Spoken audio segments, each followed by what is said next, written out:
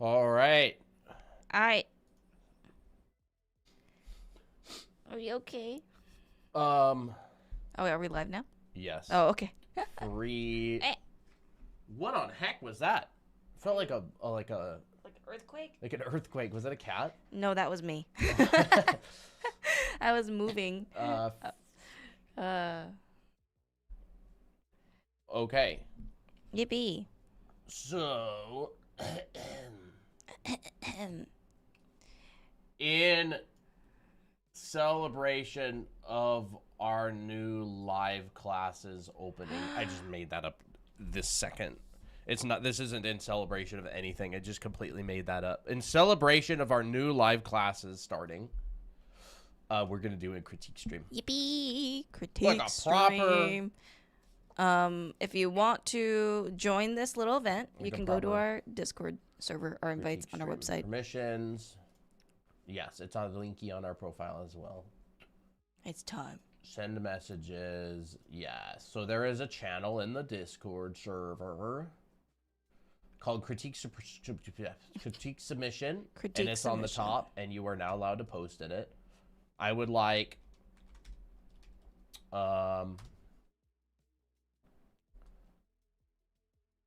pin message.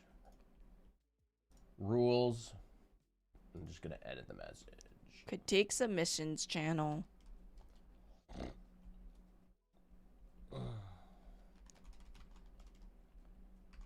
And I'm sure there's rules. Please specify whether you want general advice on improvement or Specific. Hey, Holy. Hey, Monster Rat. Hey, Sai. And hey, everyone else. Kara Suit. Sorry, I can't pronounce it. Can we send other characters besides OCs? Yeah, probably. Yeah, I don't know. We haven't done very many critique streams yet, so we're kind of figuring it out as we go. As of right now, yes. Maybe not in the future. I think preferably it's always nice when Dahlia, when it's like an OC. Oh.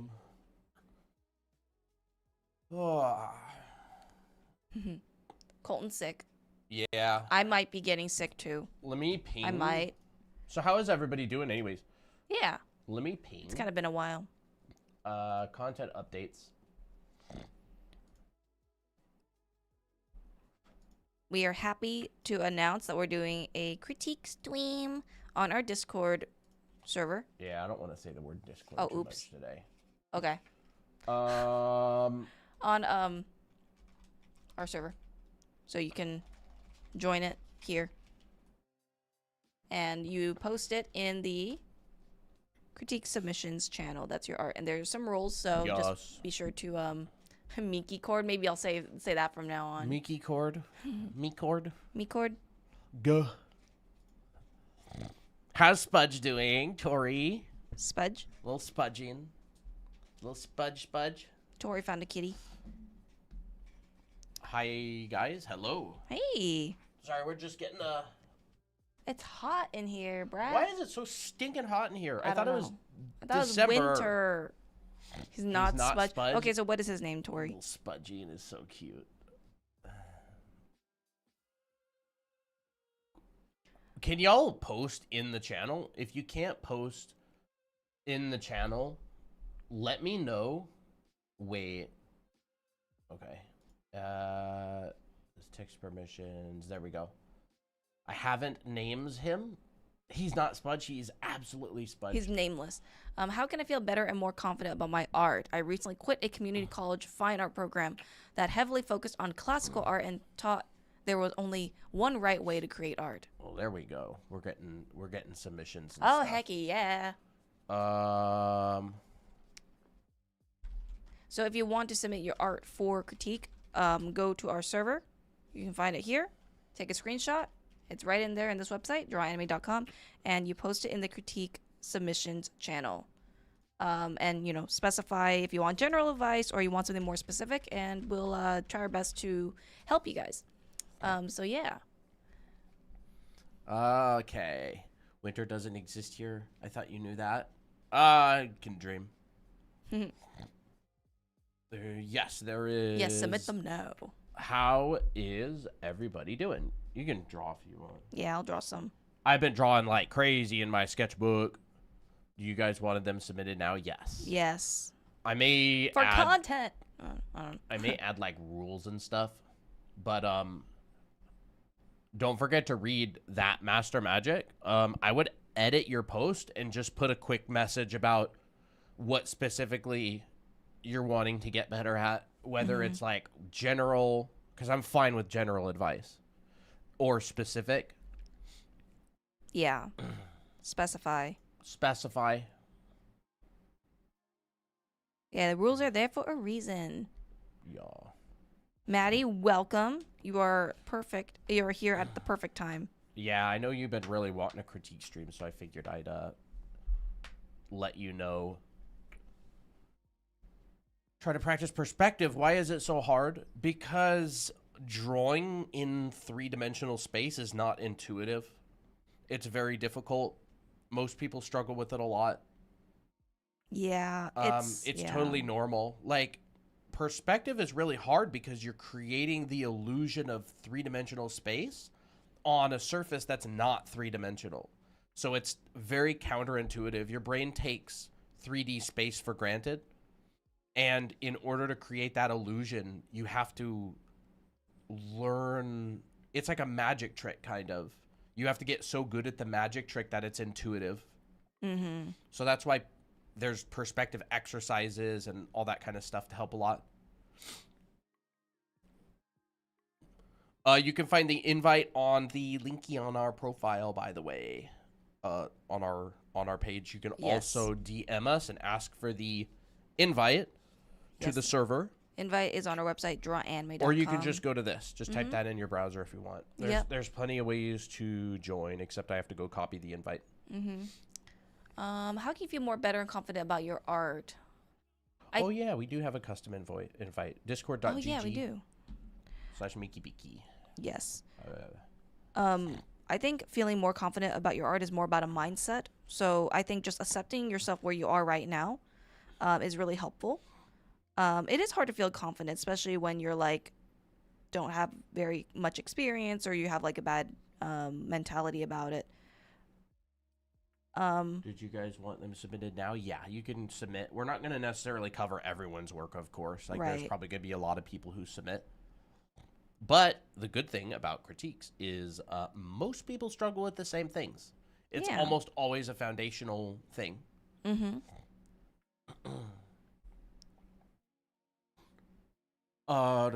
a bit rougher. It isn't smooth. You can get new tips for your Apple Pencil, by the way. They're pretty inexpensive. Surprisingly. Mermaid, hey Fox. Yep. Or should I say, hey Sherlock? Yep.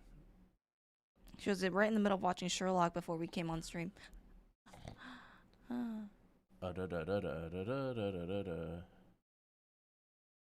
Hey, Darth Dragon. You can order them for sure. Yeah, I remember ordering them the on tips. But if you think your tip is like screwed up, I would definitely get a new one. I'd definitely get a new one. Or you can just go like lightly, with maybe like a fine sandpaper and kind of like smooth it.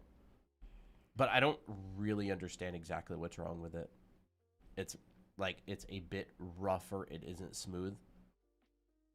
I'm not necessarily convinced that's a bad thing, though. Yeah. As long as it works, and, you can still going draw through with the it. critique channel at all? I can do that. Should I just do it on this iPad? I mean, yeah, it's a critique stream. Yeah. If you want, totally fine with sure. me. Can you switch your screen real quick? Yeah. Just in case. Look, it's a blank screen. Wow. Okay. I'm going to look at the... Okay, we got it. I'm ready. Okay. Hi. Call me Riku if you want. Okay, sure. Hopefully I'll remember. We got some lovely submissions for the critique stuff. So let's look. I'm just gonna scan this around. How do you even design some cyber things like mechs and the simplified way? I don't know what the simplified way is, but sci-fi design is really hard. It's one of the hardest things to design for sci-fi projects. Oh my gosh, these are so cute. You know, Colton, I feel like you could do this one right here. This one actually has like a lot of potential in this one. That's cute. That is pretty cute.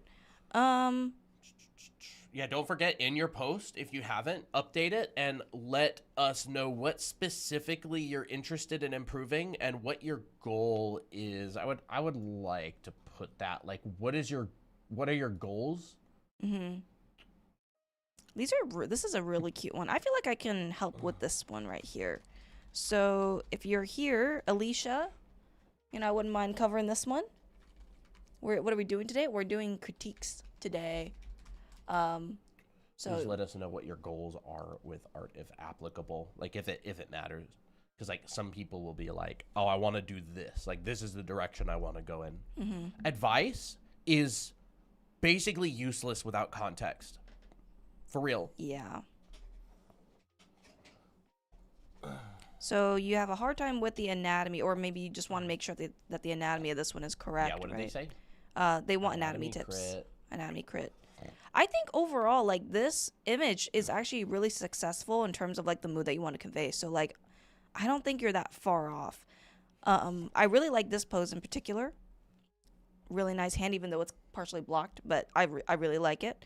I think what we can do is just make sure that anytime that you're doing these kinds of drawings, you're like drawing underneath and just kind of making sure that, you know, does the body make sense underneath? So for me here, I'm just going to take this guy for an example. I'll be like, okay, does the form feel correct? Do the proportions feel correct? So I'll just draw in red. You know, if you're drawing someone like kind of doing this, their shoulders actually go inward a little bit more. So like I would even go ahead and just kind of shift that over. Right? Because it's not, the shoulder doesn't just stay locked in place like this. Especially if like she's elbowing him and he's like, you know, quit it. So like when you do that reflex, you're like, ooh, the shoulder moves in. Which I think could be more successful. You know, if you want to maintain that vibe and you want to maintain the pose. I'm not going to go and do like crazy changes, but right. And it also kind of adds like a little bit of a twist. But you can, you know, continue reusing this drawing. I think this arm placement right here is pretty good. It's just the shoulder needed some work here. Right. Tickle Monster, do you want to let us know what your goals are? Because I think we'll probably get to your stuff. I'm just scrolling through. That would be helpful. Like, who inspires you? What direction do you want to go in? Free art critiques. How do I submit? You submit your artwork in the critiques submissions channel on here. Yeah. Is it random selection? Yeah, I would say it's like random, but yeah, it's something kinda. that we feel like. Sometimes something just speaks. Other times, I think there's like a good example to be made. Yeah. Like most people, critiques overlap a lot. People don't think they do. Everybody thinks that their critique is like unique to them, but it's not. Like perspective is perspective, or design is design. A lot of critiques overlap. One of the most useful things that I heard when I was studying in school, I think Fang told us actually. I went to a school that taught concept art stuff, and I had a teacher. His name was Feng Zhu, and he told us, I think in the early on in school, like pay attention to everybody's critiques because most overlap a lot, and that was super helpful. You can learn a lot from someone else's critique. So you can see that here that I'm like marking out where my shoulders are, and you know that limits me with how wide my torso is, because if my torso is this wide, you know, it might look a bit too bulky for him.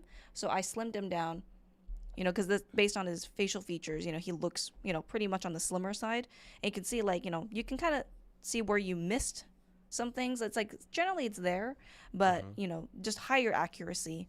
And that just comes with like drawing the mannequin underneath. I don't exactly know like what your process is, but like this is what I would do to check to see if like the proportions feel right. You know, even this one, for example, like this one's a cute pose.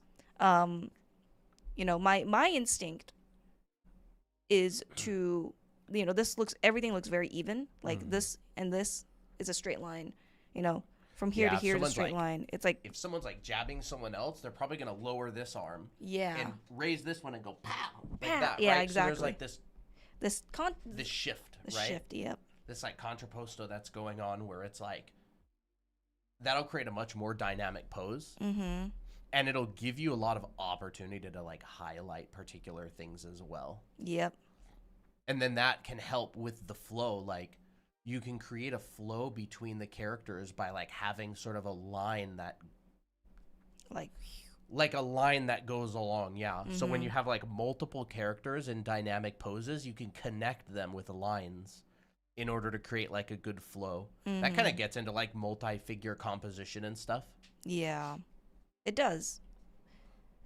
Is it the critique channel? Yeah, with the 3 stars. With the 3 stars. It's like OC submissions, but it's like critique submissions. Uh-huh. So like here, automatically I'm like, okay, shift the shoulders because there's action, right? Static means no action or very little action because, you're standing straight. So, keep in mind, this goes up to his elbow, which actually you did pretty good here. We just got to move it higher because now this person's pose has shifted and this elbow's jabbing at him. This one, we will leave alone because this actually is already, lowered and it's pretty good. Now this part, like where the torso is, personally for me, I would not go straight dab in the middle like that. Instead, I would actually rotate the torso a little bit because we kind of already see like opportunities for that. We see this shoulder overlapping. We see, we can hint at maybe her body type right here, right? From a front view, when you just do something like this, it's kind of hard to tell the silhouette of the body. But here instead, we're like, oh, we have a bit more information. Uh-huh. I like critiques. And then, Critiques are fun. because she is the sassy one, right? You want, like, sassy doesn't necessarily mean, like, just in expression, but also means in pose. So, like, if she's sassy, but her pose is completely symmetrical, it doesn't really get me the vibe. So instead, sassy means hip up, contrapposto. But also, like, oh, maybe one leg. Maybe these legs are kind of spread That's a out a fun little pose. bit. That's a fun pose. It makes her look sassier, right? Playful, right? He's joking around. He's like, "Oh, hey, quit it," or he's like, I like that. And then this one, I feel like really matches his personality. Let me do I like this. that the hand is coming up. It feels a little bit guarded. Like, Yeah, I don't know about this. like, oh, like, you're pushing her buttons too much. That's like the vibe. I really like this pose. I think this one's very successful. In fact, this one doesn't really need that much adjustment. Right? And we're just trying to make this scene feel even more like lively, right? Now here, I'm just going to critique a little bit on your overlaps right here. I would say, okay, where's the end of the shirt? This is the end of the shirt. Here's the cardigan, right? We don't necessarily want the line of the back of the vest to like meet up like this, right? That flattens it immediately. So we want to go like loop, overlap. And now it feels like it's something. Same thing even here. Yeah. Now this is like a minor one, but These are like dimensional drawing shorthands. You'll notice. Like, remember that TikTok we made about like the 6-7 fold where it was like there's the loop and the hook. boop. You can actually memorize like a set of things that tend to happen. They're kind of like shorthands, but they're not really shorthands because like they actually show up. So when you're drawing things that overlap, you get these junctions, you get like these intersections between things. And so you can study and practice because there's kind of like a limited number of them. There's not actually that many. Like a cylinder going over something, right? Or something wrapping around and going behind it. Like you can see that in here. Like you're trying that. But it can, you can show a little bit more of that cylinder by, instead of making these like really like more angular lines, like curve them a little bit more, make them feel like they're rotating over something, even pants and stuff. It's just, like nuance, right? Yeah. I would straight up say like the main thing that jumps out to me, like people vastly overestimate the importance of anatomy, like vastly. This piece does not need anatomical improvement, in my opinion. No, it doesn't. This piece needs composition, like character composition. I would even move the middle and left character a little bit closer together, create like a middle and left character, this one. like a close together, far away look. Like Yeah, that's like they're design. kind of evenly spaced And right a now. little bit of proportion. You know what? Let me go ahead and A little bit of proportional adjustments just to Yeah. make sure that like it's more of a volume thing. like right there. Ooh, okay. Yeah, so you'll Close see that together. on this piece, you've now got this tension, right? This creates a tension. So you've got a head, and these two are close, and this one is much further. He's the spectator. That's a principle, a design principle called close together, far away. Or unevenness, or 70-30, right? You've got 2 and 1. People do this with everything, right? If you draw rocks, you have a rock, you have a rock, and you have a rock. Like this is like a universal design principle, and it can be applied anywhere. It just makes things a little bit more interesting. And that has to do with like, you know, design. It's a design thing. And I really like how you added the head here, so I'm going to do that really quick. You know, these are just like placeholders. So another thing that I like is the that you did here is this head is definitely looking down. This head is kind of like looking up, but there's not really enough information that it's looking up at it, so we can add more, you know, lines. But like either way, the concept is there, and he is like going in. So what I like is that these two guys are like angling in, and they're centering towards her. And also, when there's 3 objects, because this is applicable to anybody. You know how he said like critiques are kind of like a lot of the time universal. So like, look at this, right? When you have an object and an object and an object, and there is a close together and far away, this also creates like a natural kind of gesture. And you can play with the gesture of this, right? So you've kind of got her like, you know, like this. And you've got this guy who's sort of like Oh, they're this. like leaning into each other. Ooh. And then you've got this guy, you know, who's like this. You can like play these things off of each other, and you'll find natural rhythms within this. There's a book out there that I want to show. It's actually a couple of books, but this is the volume 2. I don't know where volume 1 is. We have it though. Framed Ink. This is a phenomenal book on composition. It talks a lot about this kind of thing. This is Framed Ink 2. But you'll see it's all about these flows, right? Objects and their relationships to each other is super, super, super important when composing. Good too. What? That one's good too. Yeah. Right there. Like, here's another really good example, right? There's close together and far away. Look, close together, far away. And the thing is that, like, the exact shape that you make doesn't matter. It can be anything. It can be an S curve. It can be a C curve. It can be an accelerated curve. It can be a letter, a number. It's just like these natural, simple rhythms that you find. Yeah. You know, actually, another option that what you could do for this guy's pose is, you know. Did you zoom it back in already? Yeah, I did. You can definitely have a pose like this. Now, the only thing is that it kind of leads you away from the canvas. It can do that. But, like, you also got a hand over here that leads you back in, so, like, that's fine. You know, another way that you can close the relationship of the characters is, let me see here. Like, maybe you could instead turn his body and make him go like this instead. Yeah. You know, that also works. That can also work. So he now looks more like the reassuring older brother type. If you want to close that in, because he's, you know, he could be just like pulling these two together.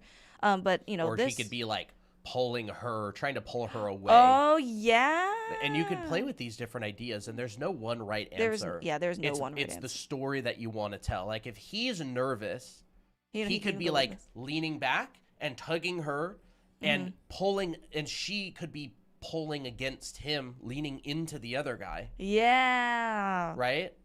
And you could be like, well, what if she put his hand on him and she's like, go away? Yeah, go away. Like, eh. Yeah, like there's so many like ways that you could play with this idea. And Okay. again, it's totally up to you, right? It There's looks so no right spicy. answer. There's just how do I best tell this story that I want to tell using the tools that I have. You know, but that's just like another option. I think absolutely what Colton said is like so good. Yeah. But yeah, And like this is I a really fun. like this kind of advice. Yeah. I really like this piece a lot. But, But like, like this kind of advice is like bigger picture thinking. Yes. And this is the sort of thing that you would get from like a professional critique. Like, you know, Yeah, I mean, like, if you do want like live critiques on your artwork, we actually open day class, a live class. we also have mentorship programs Yes, we do. where you do get this kind of stuff a lot. Like art is so dependent on storytelling. Yeah, Like, it it's is. all the story. It's like, what vibe are you going for? What story are you wanting to tell? I'll put this guy as an option here. So if you want to check out like our live classes and stuff, you can go to our website, drawanime.com. You'll also see our anime art school there, which also there's a 20% off discount. Yep. For the next couple days. For the next couple days, actually. So it's ending like super soon. You know, so for anime art school, which is our pre-recorded class, where you can learn anatomy and all that stuff and figure drawing, this is the sale for the 20% off. It ends on January 2nd, so it's going away soon. This is Alicia's. Yes, this is Alicia's. I really loved it. It just is had good. It's very good. such good potential on it, and it's just, but like I didn't necessarily, you know, we didn't really need a critique too much on like Yeah. specifics. It's just get the placement right first, because Anatomy. like that's a story, you know. Anatomy Yeah. just doesn't really it just doesn't really matter that much. I feel like it's one of those like hot key words that people throw around because it's like as long as I add more anatomy, It'll be somehow correct. my art is better. But I feel like it's almost like a thing that fills the void of I don't know what will make this artwork better. I know anatomy exists, so maybe I'll just kind of work on that. And I think it's actually one of the it's one of the reasons that that people tend to not improve as fast as they could is because they just don't know what to work on a lot of the time. It's hard. It's really, really hard. Yeah, It's hard really to figure out like what do I work on? What can I get better at? You know, like you don't know what you don't know. You can't practice something you don't know exists. So that's like one of the reasons that you know we're doing a stream like this. There's also another book out there, by the way, talks a lot about composition by Andrew Loomis. This Andrew is Loomis. the famous book Creative Illustration. This is a fantastic book. You've probably heard of the Loomis head method. I do not believe at all that it is his greatest contribution to art. I think his work and literature on illustration is his greatest contribution. This is a goated book. I'm talking absolutely goated book. There's a lot of naked people in this book, by the way, so I can't just flip Nikki. through it. Ooh, But he talks about like formal and informal subdivision a lot. I love this one. This is not that necessarily, but like these are these simple structures and armatures that he talks a lot about this. I love this one right here. Yeah, like he this that book is one. very thick, right? There's a lot of pages here. He talks extensively about this exact kind of stuff, right? Composition, flow, multi-character, subject matter does not matter. How close you are to the character does not matter, right? These are like mostly people and poses, but look, here's like fish. Here's like a couple fish underwater. Here's the flow. Here's like people walking through trees and stuff, right? That's a tree. That's the hill. That's so cool. So one thing that he likes to talk about a lot is like the subject matter is not the important thing. It's how you compose, right? Look at all these different examples. A bowl of eggs with vegetables, a tree, you know, a barn, a vase. So he talks a lot about this kind of stuff. Almost anything is picture material, since it is design and arrangement that makes pictures regardless of subject. Isn't that the most beautiful line ever? It takes like he's so eloquent, takes like a few minutes to like digest what he actually says. But yeah, it's so good. Is picture material, regardless of the subject, because it's the arrangement of things, right? The arrangement, the proximity of things to each other that makes the picture. And this is what we're always talking about on stream, right? Mm-hmm. We're going to talk about big boy subjects today. Big boy Big subjects. boy and big girl subjects today. Yes, big kid subjects. We're not going to talk about little itty bitty stuff. Yeah. What would you call those lines that show the form? Form lines? Form lines? Form hat or That lead your lines. That lead your eyes. So form lines are form lines. They show the form of an object. Yeah. But lead, they could be compositional lines. They could be rhythm, gesture.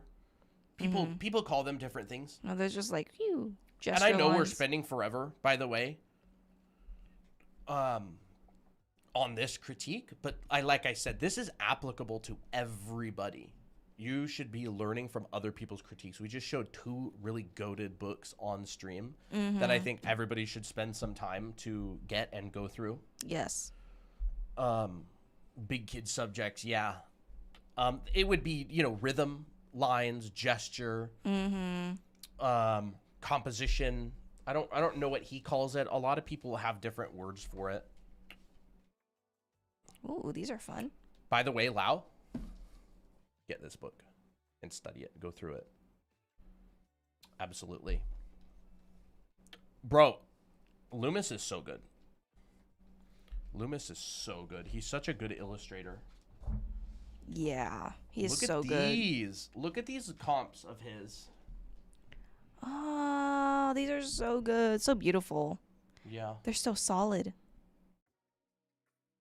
Just super simple pencil sketches. Most of them are like 3 values. Bro, imagine if you were able to just do like simple compositions like this. Holy moly. I would love to have that skill forever. Look at this one. Oh my gosh. That's so good. That's so good. It's so interesting.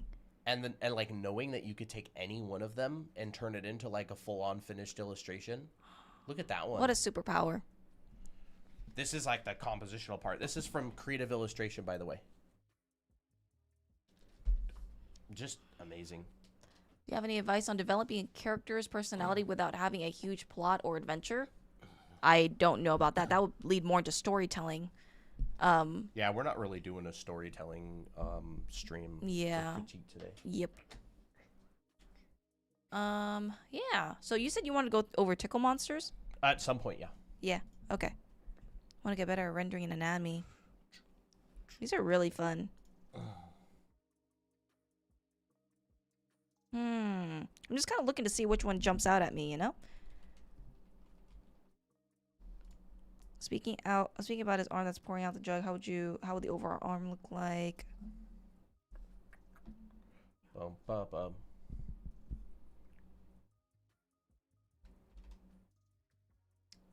What can I improve? I can improve my composition. This one's a fun one. And I feel like this one could be like done really quickly just by just doing one thing. So this is Gabriel's. I feel like I can tackle this one here too. And Maddie, we'll get to yours today too. Mm-hmm. It's towards the top, you said? Is it?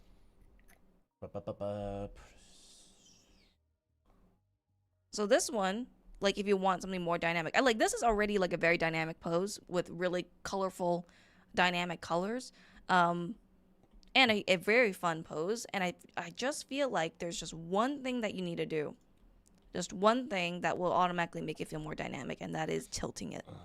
Let me go in and make a selection. Rectangle. Let's do this and that, and then we'll clip that. It's on a different layer. 1 second. Eep. By the way, we are going to be running a live anatomy and figure drawing class starting in February. Yes. We just opened admissions today. This will be our 3rd term running classes. It starts Saturday, February 21st. And Christina and I will both be teaching it live on Zoom. So if you want to sign up and learn figure drawing and anatomy, all the muscles that artists need to know, and you get can check critiques that out on the linky on our profile. It's going to be it's kind of like a cyan button. It says I don't remember, anatomy and figure drawing, Feb 2026 or something like that on our page. Yeah, our last couple terms were pretty successful. Whose is this? This is Gabriel's. And what did they ask about? They asked about composition. Oh, composition. And I was like, Yeah. well, tilting it will automatically make it feel more dynamic because there's movement, right? You want to show movement in some way. And I think that, like, you know, where do you want people to look at? Do you want people to look at the hand? If so, you know, you can make it. Yeah, you could definitely add a tilted horizon line to it to make things a little bit more, you know, dynamic if that's what you're going for. Yep. Right. You can use these background elements to, like, lead eyes in, meaning, like, it just kind of creates, like, a really cool flow. So, like, you know, maybe this part right here flows into here. This comes out a little bit. I'm just kind of showing, it's messy, but I'm showing the concept right here. You know, and because this is a cropped image, I know that you had a more square image. But if you want to show more of that dress, you know, you can have the dress move in a particular direction. So instead of having the skirt just be, like, kind of symmetrical like this, you can shift it a little bit. So let me go in. Mr. Canada, did you get the second book's name? I saw your comment earlier, and then I talked about the book a little bit. Or are you talking about Framed Ink 2? This is the other book. Looks like this. It's called Framed Ink 2. And there's Framed Ink 1. Yeah. But we have both. I don't know where Framed Ink, the first book, is. Would that be like individual signups or more like full course registration? I'm not really sure what you mean, Art of Anam.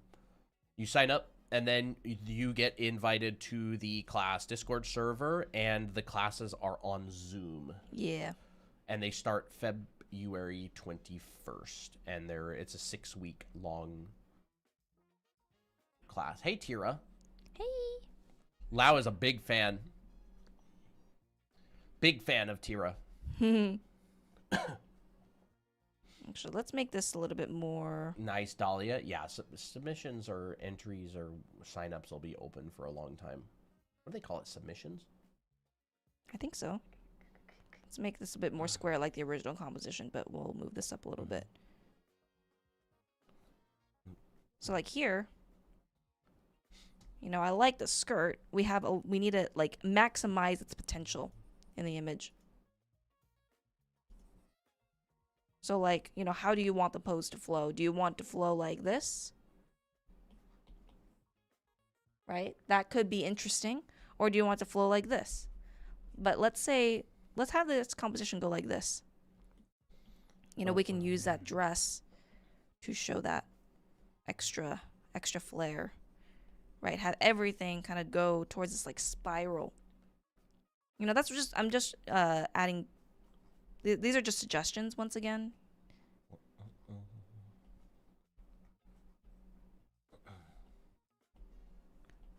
But, like, it's something that you can do without having to change the whole entire image. I would also, personal artistic liberty, I would not have the fingers spaced apart so evenly like that. Once again, we're trying to get unevenness. At least that's my general tastes. So I would find an opportunity to group these two fingers. And maybe, I really like how you actually did this finger right here. Very nice and descriptive. But let's go ahead and change the silhouette just a tiny bit. Like, I want to keep that. That finger, but I'll, like, raise it up a little bit higher.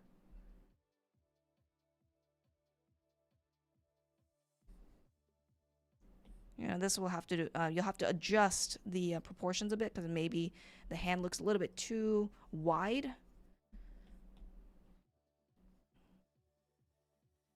Right, maybe this hand could go like this. And this thumb could be moved slightly. Right, it looks like she's like, oh, kiss my hand, you know, like, oh. Or, like, she's nice. Pointing at someone. And that's the vibe it gives me, because it gives me that, like, regal look. But even the hands are designed, right? You want to see, like, where does the thumb and the pinky end? Is it like a diagonal, or is it completely straight? You know, what's the What's the size difference between the base of the palm towards the fingers? Can you put questions about different mediums? You can. I can't promise we'll be able to answer it because we haven't used every medium, maybe. But the foundation is universal.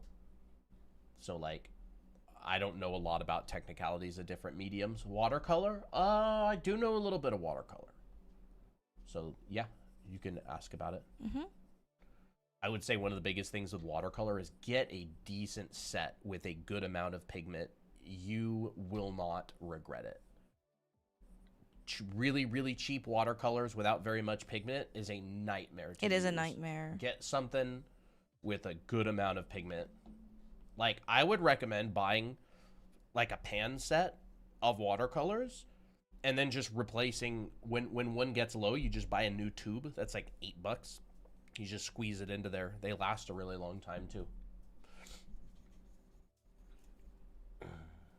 We'll do this. There. So, I mean, like, I feel like that's something super simple you can try. Yeah, it's nice.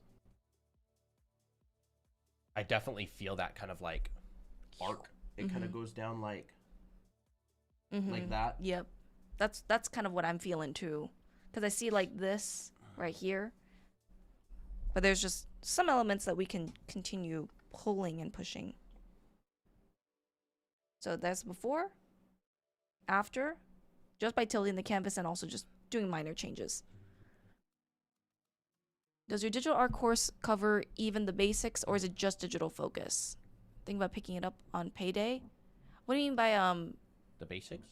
There is a class called Intro to Digital Art that's Yes. included in our anime art school, and it teaches you about like basic layer settings, and there's even like a little demo where you follow along and draw a character with layers and layer settings and stuff.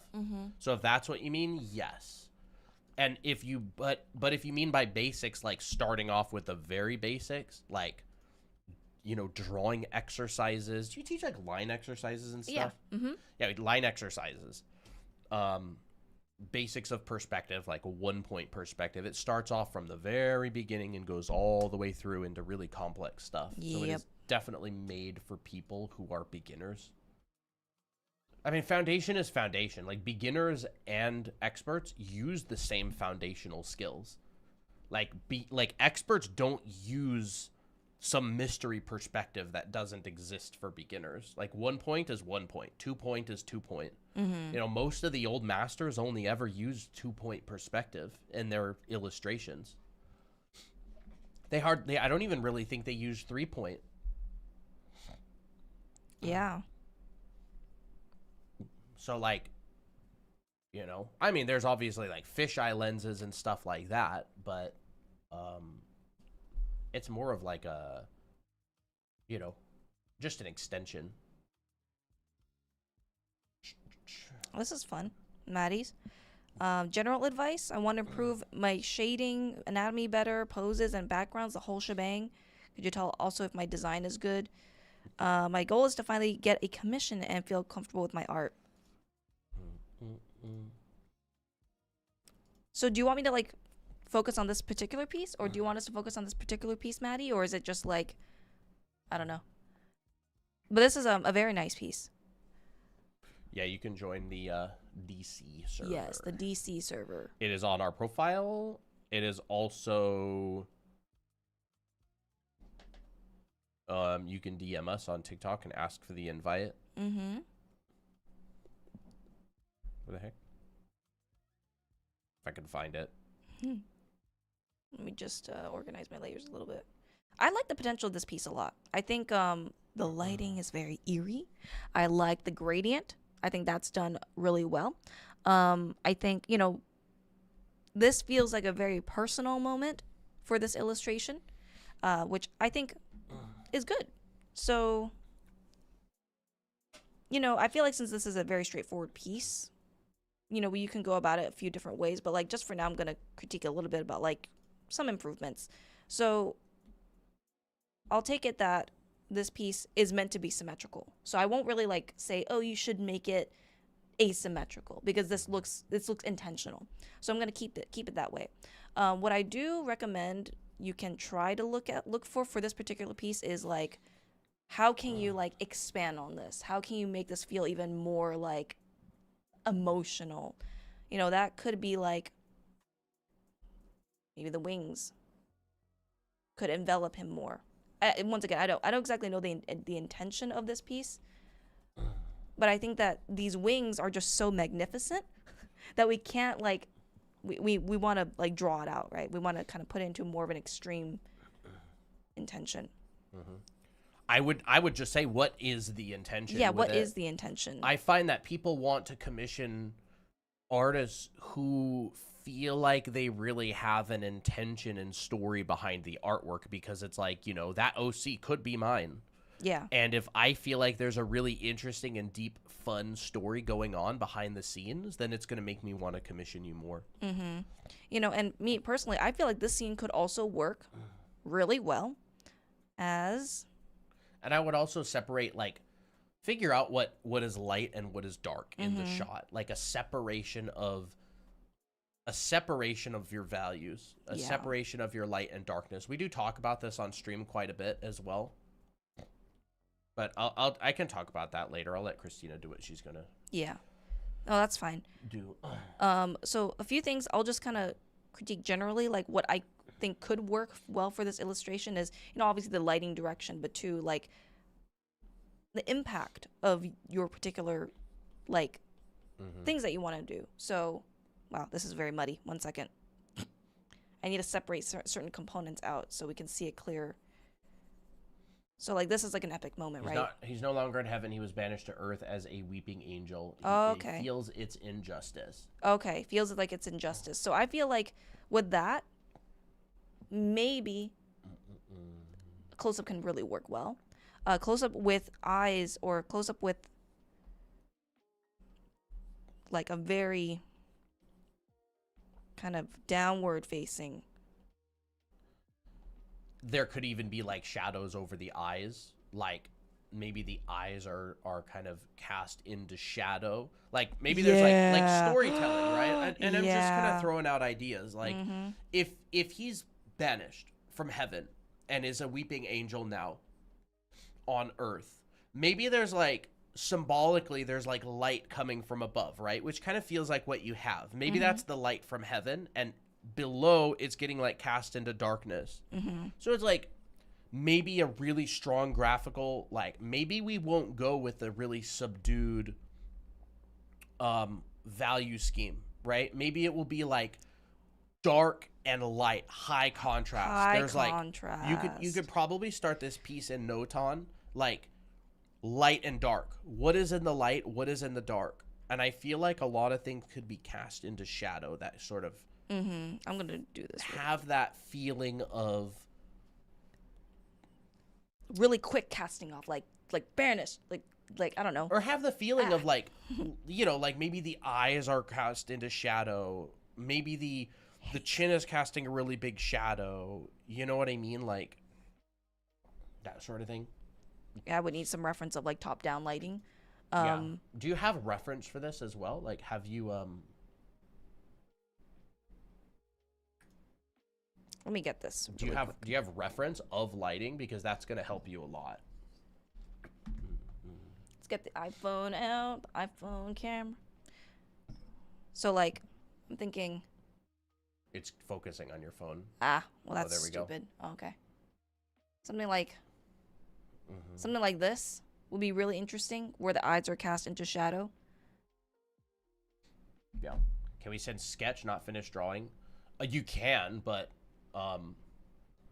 you know, you also have to think about it from our perspective, which is like a sketch is generally low effort. So like, I don't, you know, I would prefer like pieces that you did your best on and worked really hard on, because I mean, that'll just be a better critique. Yeah. You know, we want to try to maximize the effort of you know, both yours and ours. So like the harder that you work on the particular critique, or sorry, the harder that you work on the piece, you know, the better advice that we can give you. Yeah, and like low effort artwork or sketches that are quick. Like I don't know. I see this tendency in and I'm not saying that you're doing this necessarily, but like I do see a tendency where people will submit things to a critique channel that they already know, like they already know the issues with it, and they'll be like, oh, this is some really quick sketch that I did. I actually don't critique low effort arts because I want to really help people who like are really trying their best on something, and if someone's just like whipping out a quick sketch just so they can submit something for a critique, I feel like I would probably be better off just critiquing someone who put like a lot of effort into a piece and did their best. So like I'm kind of thinking this kind of lighting, like where it's much more dramatic, and I feel like you are trying to go for a dramatic appeal for this one. Let me actually take out my original. Well, I just realized. And Master Magic, I did see your comment earlier. No, we're not. We're not doing as many as we can, or are going to try to get to everyone. We're gonna get to what we get to. If you really want to critique, you can sign up for mentorship. Otherwise, we kind of get to who we get to. We're not like gonna be here all night to try and get through everybody. I am sick, and we're just doing a little critique stream. By the way, if you do find this helpful and you like, getting your art critiqued, our live class is going to be opening up soon, and it's actually already on our website. It's not open. It's open already. It's open already, yes. So you can sign up on our website, drawanime.com. It is the figure drawing class, and yeah. So let's see here. So yeah, like I feel like this is a good starting point because it feels dramatic. It feels personal. Like he has like this hatred. I hate that I got banished. Really high contrast tends to be more dramatic. So like separating your artwork into maybe 3 main values could help a lot as well. Like if you think dramatic lighting, like what comes to mind? Very light next to very dark. Like this is what I see. It's like a storytelling device. Look at like old movies that have very dramatic lighting that are shot in black and white. And I'm not saying you have to make it in black and white, but like there's certain things you may want to go with that direction, right? You don't have to, but you may want to. And I would definitely find a reference. Yeah. You don't want to be winging the lighting on a complex form like a face. Yeah, and I feel like even another part that could be really cool would be like transforming this into more of like a landscape where you can see like the other angels are judging him. I'm gonna make this all smaller, boop, so I can explore more. So like like let's say he is the center of tension, right? Because he's the one being banished. Yeah. Once again, I don't know. Like that could be cool. That could be. What if there was even like this? I don't know. Just hear me out. Go ahead. By the way, these paintings are not gonna. These are gonna be like messy. Yeah, like exploratory. But like there's a council of people watching him, getting like his punishment. Banished, right? Yeah. Like you're in the spotlight, right? Like you're in the chair. You're in the chair where it's like the detective is interrogating you, and there's a spotlight on you, and all the background is just haze, dark, and yeah. It could be a direction, and I would make comps like this. This isn't like, oh, this is the final direction, period. But making comps like this can really, really help storytelling, and you could also add a tilted horizon if you want. Yeah. Like, I'm kind of thinking... Definitely think about also the balance between a symmetrical piece. It feels very stable. Symmetry feels stable, and it feels static. So if you want them to feel like, if you want them to feel like really frustrated and upset, a lot of the time you can use a tilted horizon or like a Dutch angle or whatever. There's stability and then there's instability, and you use it to your advantage inside of a shot. So I would probably make a comp that has like a tilted horizon, trying to show like frustration or upsetness. You could do that as well. Yeah, we can even have like one where he's looking up, but maybe, to if he's like a defiant character, having him look up at the person rather than casting his face down, he looks up. That feels more rebellious. We're just kind of exploring different aspects, right? Like he's being witnessed by all these other angels, and he's the one that's like not backing down from his decision, or maybe he's just accepting his decision. That could be another way you can describe this. Jack Sparrow. I can't read that number without commas. I'm sorry. I love you guys that just purchased your Anime Art Academy. You mean the Anime Art School? You just did? That's awesome. I do see that there was a new purchase that came in. So if you want, you can message me on Discord to get the role in the server if you're not in. Awesome. Awesome. Congratulations. Can't wait to see your work. You use the coupon, right? Yeah, the you better have off used the coupon.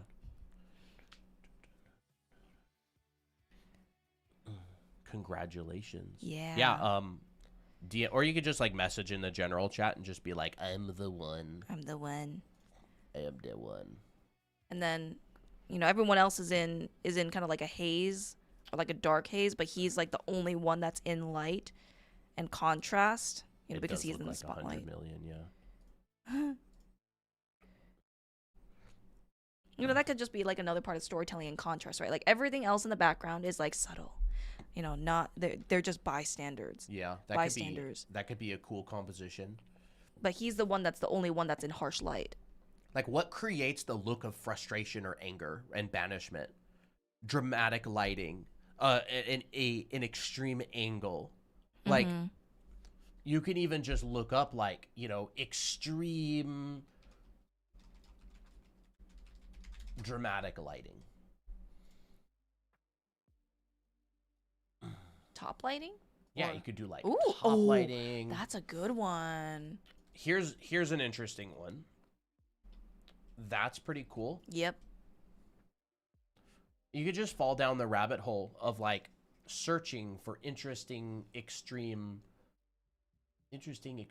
lighting or something. Like this is really good. But like as soon as you look up dramatic, they're exposing for the lights and all of the darks are underexposed. You're losing all this information in here. All of this is underexposed. And so it's just black. That's like dramatic, right? All of this down here is underexposed and they're exposing for the lights right here, right? This is getting overexposed. Yep. Where do you guys search for these pictures? Oh, this is just on Google. I just Googled extreme dramatic lighting and you just kind of like look around a little bit because like, yeah, you want to open commissions. You want to open commissions, but you also want to like do artwork to move forward as well. So like with every single artwork, if you can learn something new, if you can kind of like tackle a new problem and solve that new problem. But when I do that, it feels off. Honestly, it would like if it feels off, I would just say it's probably just a foundational thing. Like yeah, you need more practice. Just it's just normal, right? Yeah. Like if something feels off, just keep at it, keep trying. Well, like keep trying stuff. You gotta understand that lighting and trying to get correct. So it's like good execution is like you understand form. How much is the art course with the coupon applied? The Anime Art School is what is it? $397 with the coupon applied, I believe. It's like $100 off, 20%. But yeah, I mean that's really just the struggle, you know. Yeah, but like I think understanding that you need to have good shapes because you have good form, and you have to have good drawing, right? Yeah. So like, but like if you're not there, it's even harder. So like if your shapes aren't right, like you don't know what eyes look like when they're cast down from the top. Like generally you'll see this shape, but if you don't understand that, it's gonna be harder to like apply that even with reference. So that's just practice, right? I wish we could say like, oh, there's this good trick, but there isn't. right? Like this particular shape right in here is very specific, but it's only through like just a lot of practice. You know, these shapes are very specific. So a lot of nuance is happening in there as well. This is actually a really cool sketch. It kind of gives me like Copic marker sketch. Yeah. I like it. I need to sketch more like that. Like, there's nothing wrong with any of that, right? It's literally just the path that everybody goes through. Like, it's totally normal, right? You're driving from one side of the country to the other, and there's just a bunch of cities that you go through on the way there, and it's, you know, just enjoy the ride. It's great. Yeah. You know, what if it was another scene where it's a bit more far away? And maybe they're like sitting on the earth or something. Yeah. You know, you could go like kind of more, I don't know, implied. But yeah, it's like this back and forth thing, right? Like there's those component skills, like you do head drawing and portraiture, and you do value studies, and you do design practice, and you do perspective practice, and you know, you learn about cameras and exposure and lighting, and you do still lifes and color studies, and then you do the batch skills, which is like, I'm gonna tackle an illustration, I'm gonna try an illustration with characters, and you kind of go back and forth between those. Could be kind of cool too. Like 3 days it's sitting in the car. Yeah. Do you think drawn references are better than real life references? I'm not sure how to call them. I'm not sure what you mean. Do you mean like drawn references? Do you mean like an artist broke down anatomy and they did it in a specific style? Was that what it means? Is that what you mean? Just started week 2. Awesome. But like I think just keep going, Maddie. Just do a bunch of like with this kind of illustration, do a bunch of studies of top-down lighting with this particular angle if you want to keep this, you know, because like you're almost there, you know, like I think that you're in the right direction. Like for me, I would say, you know, with reference, this to me looks like there's light from the side and also light from the top and then light from the side, because I see this side lit. But if we want to keep it consistent, you know, you would see this situation instead. Yeah. We had been considering doing some sort of regular critiques. We talked about it in the past. Because there's so much critiques to get through. Like, we're not even going to try to get through all of them. Like, yeah. We're kind of just going to go through stuff. Yeah. Right, and even the hair would cast shadow. So like that could be a really cool like compositional aesthetic. I remember when I was watching the Level Up guys a long time ago when they did critiques. I think they posted them in like Facebook comments. Oh my goodness. I think they were Facebook comments. I don't remember exactly. That's so cute.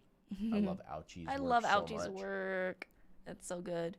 So like another thing about Maddie, your drawing here is like, you know, you would need to understand how much volume this is. It's like the top of your head is a little bit too short, so just extend it, you know, and it's starting to look more and more correct, more and more proportional, so it doesn't look as awkward anymore, right? It's all about the good form and the good shape.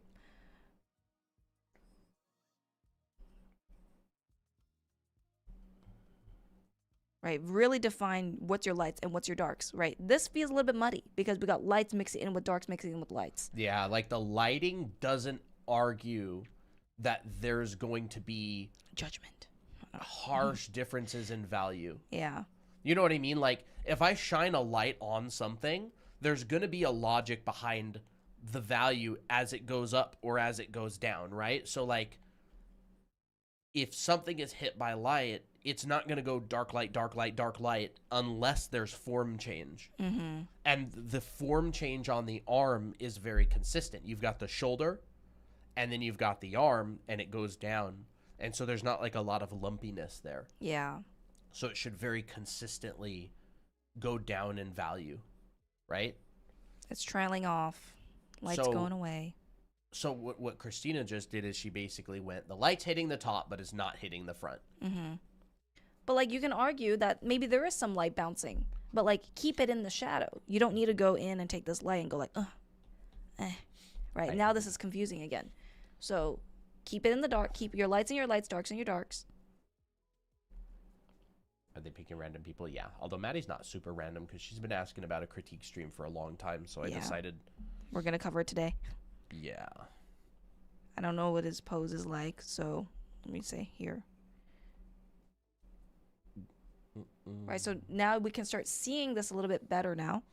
You know, maybe even the wings probably don't get that bright. You know, if we're going to follow that same logic, this can get very bright.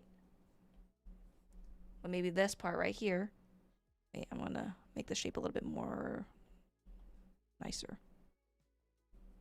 And add a bit of description.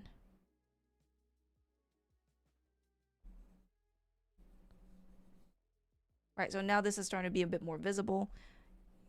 I would say your anatomy also, you're not your anatomy. Your proportions can be adjusted a little bit, but like it's not that big of an issue. You just like, move his crotch up a little bit. Right, we want to make sure that even in this scene, we can still see what's happening. So, you know, your pecs are scrunched in. Here's your rib cage. Here's your waist. Ah, okay. You can see it a little bit better now. So this was, you know, before. And don't mind, these are the ones that I did. After. We can start seeing more of the proportion, more of the direct lighting. How do you Big balance difference. having harsh versus soft lines in extreme lighting? What if harsh is too harsh? Harsh versus soft lines? I'm not really sure what you mean by lines. You mean like separation of values?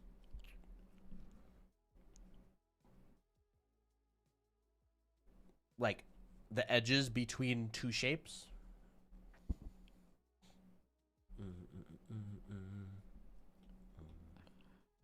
You know, and I would also clarify, you know, what material is this? Oh, the transition between light and dark.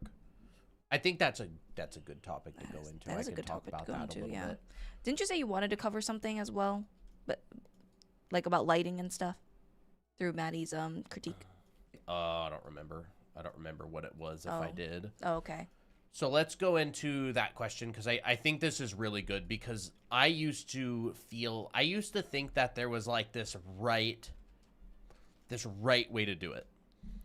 Where if I had, and I'll let you look at what Christina drew and I'm just going to make my little demo, right?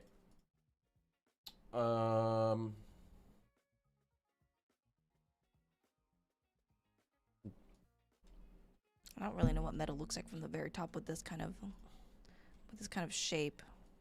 You know, this is where you can go into Blender. Not that, I mean, like, Blender's free, thank goodness, but, like, you can, like, learn how to model this in metal, in, like, a metallic material, and, like, light it with a bright light. It wouldn't be super hard. And then that way you can actually get a more accurate feel. I should do that more often, use Blender and use all my other tools. Yeah. Okay. So let's go into this a little bit. How do we decide how harsh the line is between values, right? So we have got a ball sitting on the ground with a black rectangular bar in the background. There's no lighting information on this yet, right? We do not know the lighting on this. This is a sphere and it's sitting on the ground. And if we were to light this sphere, you know, it could end up being something like that. There's the sphere. You can suddenly see it. Wow. Now, I used to think, actually, let's do this. Let's just make it two values entirely. Okay. So we've got literally black and gray. It looks like there's more values. It does feel like more values. Maybe it's because there's a lot of activity. So we've got black and gray, right? These are hard edges, by the way. Like, this brush naturally creates, like, a little bit more soft edges, but, like, I don't want the color dynamics one. There we go. So this is kind of along the lines of like a dramatic lighting in two values, right? This would be like a Noton study or something with just two values. And you can see this because the shapes are right. You can see it because the shapes are right. So if I went in here and did this and made the sphere have an actual core shadow to it, like that would work. You could do that. But you can also tell it's a sphere just by doing this. The shape is the most important thing, right? So Christina could basically have taken her piece here and she could add an edge to this, like a softness to it. She could add a softness to this. She probably would, right? Because it's a rounded form. It's like a sphere. The shoulder is round. It transitions into the arm. She could mess that up and create like a gradation there, right? Yeah, that looks cool too. I like it. Yeah. Like she could just do that, right? A little thing like that, little thing like this, little thing like that to create like a gradation. You zoom out and you're just like, transition between light and dark. But it would work fine even without it, just with a perfectly hard edge. And the reason is because forms can be described with just two values. Like you can describe form with two values. Now, if we go into more complex, we've got, let's go here and let's soften this and we'll just go like this. We've got 1, 2, 3. Okay. We have got a hard edge. A hard edge, which is a very fast transition. We have got a soft edge, which is like a slower transition, right? A gradation between the two values. And then we've got a lost edge, which is like you can't see it. A lost edge could also be, say, for example, this, right? It's like so dark that you don't, the edge is not like completely apparent, right? Or, see, like you can just barely see it. I can make this background just a little bit lighter of a gray. You can see an edge there, and technically it's a hard edge, but the difference between the two is so subtle that it's like a lost edge. It doesn't draw attention to itself. So those are your three types of edges, right? You've got your soft, or your hard, your soft, and your lost. These are like tools in your toolbox, right? These are your screwdrivers, and let me just like, what do I do? Just like this, right? This is like, I don't know, a flathead, and one of these is maybe like, I don't know. I love Colton's handwriting. It's so satisfying. I agree. You know, one of these is like a hammer. I don't know. Where do I send my art in your DC server? In critique submissions. We're not going to get to everyone, but, you know, you can still post your art there. Make sure there's some rules, so make sure you read it. Read it, please. Right, and then there's like, I don't know, this. Ooh. It's like a saw, right? And these are tools. Like, all of the different things in art, and remember, you can get the same job done with a different tool. Like, if we've got a hatchet, and it looks like this, all right? Here's our hatchet, or our axe, right? You could probably hammer a nail in with this side, right? If I needed to cut something, if I needed to open a package with tape on it, I could probably use this. I could probably use this. I could probably use this. I could probably use this. Some tools are going to work better than others, but as an artist, you basically spend time building your tool set over time, right? You build your tool set. You learn about simultaneous contrast. You learn about value grouping. You learn your anatomy. You learn your form rendering, your lighting, your composition. Dimensional drawing, forms. Different artists get to the same spot in different ways using different tools. And that's like what influences your style. So when it comes to deciding how hard or soft an edge is, it actually doesn't really matter. It's up to you. Look at comic book artists, right? Look at like a comic book artist. They will say, you know, maybe they'll do this and they'll do that. And there's no edge. Sometimes artists will just do this. Ooh. And they'll go, that's a soft edge, but I've got a pen or a Sharpie. So I'm going to show the transition like this. Yeah, sometimes they just do this. I see this sometimes. Ramon Nunez, he's a digital artist. He does this on some of his edges, right? And then maybe they'll just come up here and go, right? Ooh. Just like that, just to imply maybe just like a little bit of edge. That's cool. Of the sphere. You could do that to show a sphere. You could do that to show a drawing, right? The same results can be achieved in different mediums, but you'd probably have to use a little bit more, or you'd have to use maybe a little bit different of an approach. So to answer your question about like how you decide, it's the shape. The shape is the most important thing, right? You've got your shape. So what do you mean by shape? Because some people will confuse shape with form. Shape is the literal shape. Like, it is a two-dimensional shape. This is a shape, right? This is a shape. I'm not talking about three-dimensional forms, right? I'm not talking about this, right? This is form, and this is shape. Now, shapes, you need them to make form, and light, when it hits form, creates shapes, right? If we've got a light source, it's like this will create shapes, right? And then these individual shapes, which are like abstract, will go to this category. But the thing with shapes is you can inject design to make your shapes feel good. And then if these two things right here are like unified, if they hold hands, that's when we get into like styles that just feel so good. Like, you ever see someone draw and they're just like, man, that just looks so good. Like, oh, that hair they drew is gorgeous. Or, oh, that thing that they drew is so pretty, right? So shape is super important.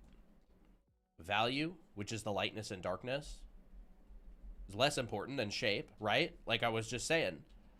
This could be this value. It could be this value. It could be this value. Doesn't really matter. It's because the shape is right. No matter what color or value you make a circle, it will always be a circle. No matter what color or value. Let's check, right? Okay, so let's make like a square, right? Here's a square. Is this a square? Yep. Okay. What about now? Is this a square? Yep. What about now? Is this a square? Yep. So if this shape, and I'm just using a square as an example. Okay, well, see? I make that yellowish, it's still the thing. I make this peach color, it's still the thing. I make this purplish, it's still the thing. And it doesn't stop being the thing because I change the value or the color. So shape is this thing, that if it's wrong, you cannot save it by changing the color or the value. You can't save it by changing the color or the value. So when Christina's like working on this,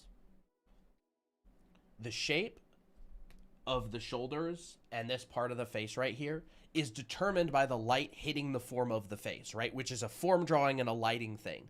So if you practice your form drawing, if you practice your lighting, you'll get better at finding that correct shape. And then whatever color you make it, whatever value you make it, doesn't really matter that much because the shape is correct. And it'll still look like the thing because of the shapes.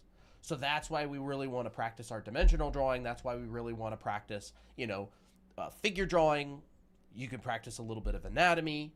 You could practice the, you know, the basic volumes of the body. You can practice lighting, primitive forms. And as soon as you get the right volumes, it makes your shapes correct. Yep. And then you can kind of play with it in whatever way you want. Mm-hmm. It's a fun piece, though. Yeah, like... Yeah. And then the edges aren't as important either. Like the edges, like you put a soft edge between two values. It doesn't really matter that much. It just shows form change. Mm-hmm. I was kind of thinking, what if there was like a circle that he's standing on? Yeah. And this is really, really important stuff, by the way. Like, it's boring and it sounds obvious, but this is actually the stuff that if you practice it, it's the same tools that the pros are using. Like, they're using form, they're using lighting, they're using design.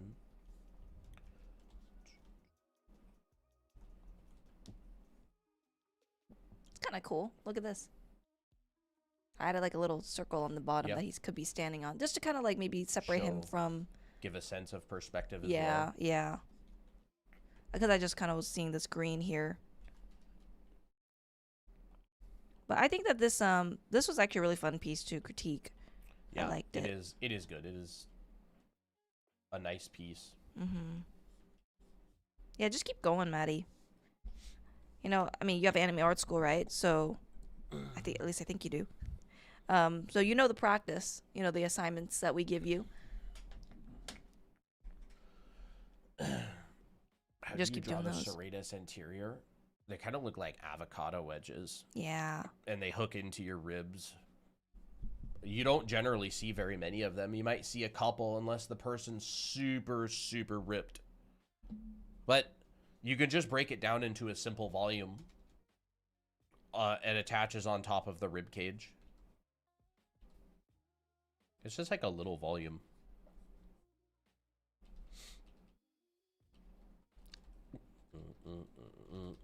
They're fun. Colton, would you like to do a critique? I kind of was. Oh yeah, you were, weren't you? Yeah, and it's hard. Like, it takes a long time, you know. It takes a long time to get better, and that's totally okay. It's fun. Mm-hmm. You know, focus on enjoying the process, showing up. That's a fun pose. Mm-hmm. So, Tickle Monster says, I want to get better at rendering and anatomy.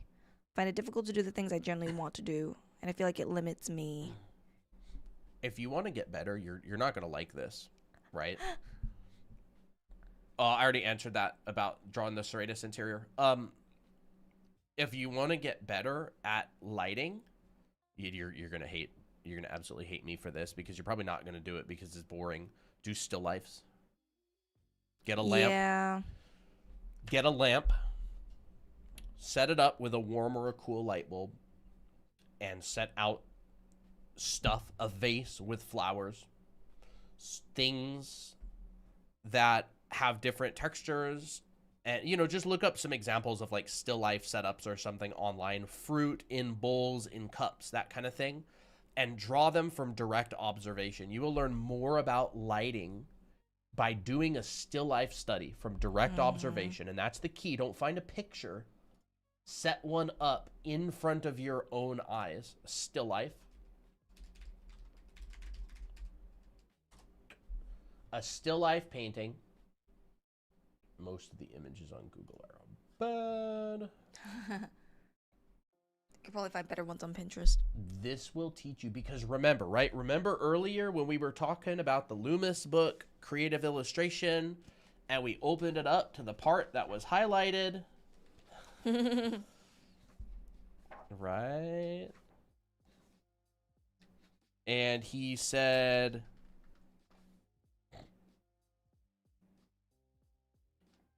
almost anything is picture material, since it is design and arrangement that makes pictures regardless of subject, right? This is so good. Like, I don't want to bore you with reading a bunch of stuff, but like the reason that still lifes help you draw characters and people better is because you're studying light interacting with form.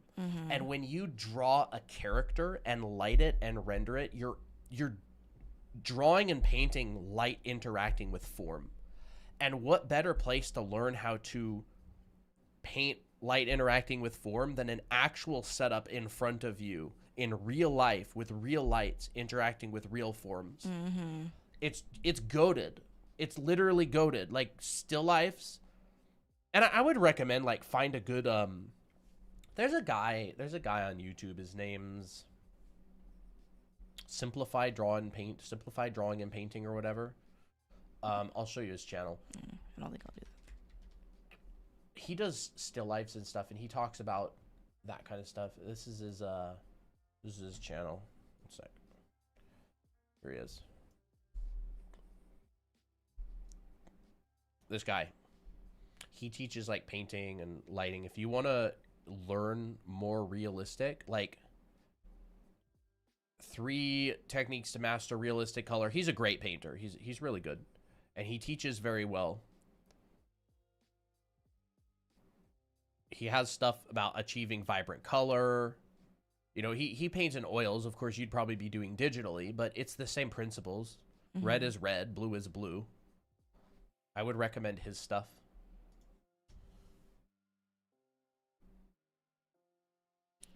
I think if I were to make What's the name? Simplify drawing and painting. Simplify Drawing and Painting. That's literally the channel's name. Yeah. Simplify Drawing and Painting. I know. Crazy creative name for his channel. He's a good painter, though. And that's why I said you're going to hate this. Because nobody, like, everybody wants to paint gorgeous anime girls, but nobody wants to paint a bowl of fruit and do their best on it. And that's just why a lot of people stay amateur, is because they're not willing to do the really hard things that actually make you a lot better. And that's fine. I'm just here to tell you, if you really want to get better, do the hard things that actually make you better. Like going and studying a book by, you know, a goated illustrator like Loomis. Creative illustration. Studying this and doing exercises from the book is going to actually make you better. Yeah. You know, practicing it, applying it. Like, dude, this guy is such a good illustrator. His illustration is just gorgeous. Look at these. Oh my gosh. They're so good. Oh my goodness. I love this one right here.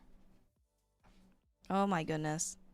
He's That a would great be illustrator. that would be really he paints good. everything though. Every single thing. Like he's Anything. known for like this kind of stuff.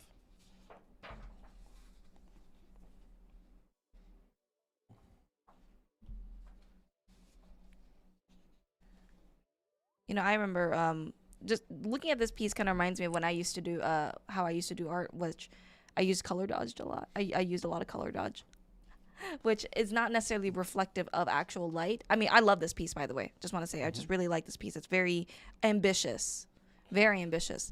If you want to like know the lighting, I would say do a bunch of clothing studies with light, because you know, light isn't just like it isn't just like this kind of haze that covers stuff. There's like it's just lighting things that are going towards it. Yeah, light is not like hazy. Yeah, it's not very hazy. specific. It creates very specific shapes because when form turns away from light, it's not lit. Like, guys, who would have thought that if light doesn't hit something, it's not lit, and if light hits something, it is lit. You know what I mean? It's simple. You're like, yeah, obviously, like if light's not hitting something, right? If I turn the light off in the room, it's going to be dark. And if I turn the light on, things are going to be lighter. But like, that's the thing is like, we know that it's so obvious, but yet we don't draw like that's actually true. Yeah. We'll just be like magic light. Magic, right? Or yeah, like magic things are light. just kind of like magically visible for no reason. Like you can't see without light. It's just dark. Yep. If there was no light, you wouldn't be able to see. right? It's like a dark cave with no light. It's just nothingness. Everybody's canvas would just be pure black if there was no such thing as light. Yeah. Light is the only reason you can see anything. So it's like probably worth learning the basics of how light works if you want to paint, because the only reason we can see anything is because of light. Yep. And it's like, it sounds so obvious. It sounds so dumb when I say it, but it's like we all paint like it's not a thing. I paint like it's not a thing sometimes because I forget. Yeah, it's like I paint. It's like, I don't know, like I'm trying to think of like an analogy or something. It all just sounds so dumb. It's like, Don't know how to make it sound any I don't know, weird. I think I generally, this is what I see in this piece is there's like gradients happening, which is a good thing by the way, but there's gradients happening without much of like a reason why. So like for some reason there's a gradient down here, even though I don't really see much of light source happening down here. Like once again, gradient's not bad. In It's order just- for this gradient to make sense, there would have to be a light below her shining on the hair. Yes. In which case, that same light, or Or- the hair is darker higher and lighter lower, Yeah. right? Right. Is it darker? Is it lighter down here? Because if so, then I wouldn't really need to. Yes, that is her hair. But like, is this okay? It's lighter at the bottom. So I think So right now, to me, it's reading like a light. kind of. Yeah. It's kind of reading as if there's a light shining on the hair. yeah, because it like this is the same intensity as this down here. Mm-hmm. So like what I would do is if I want to show color subtlety, like I would just make it like, yeah, I can show that this gets lighter, but I don't have to make it as powerful as the one on the top. So like once you subdue it, this still reads like this hair gets lighter. But now it's not like a light source. Does that make sense? Now it's not being hit by light. Yeah. Oh, Mocha Hannah, I didn't see that earlier. How are the live classes compared to the self-paced ones? The self-paced ones are like accessible online anytime, whenever you want them. And they're recorded. You don't get feedback. The live classes, we meet on Saturdays. They're starting on February 21st, and there's going to be a Zoom call. Christina and I are going to be teaching live. You're welcome to ask questions during class, whenever. And everything that you submit for a class will get a critique. So it's going to be an anatomy and figure drawing class. Mm-hmm. It's going to be like a college class.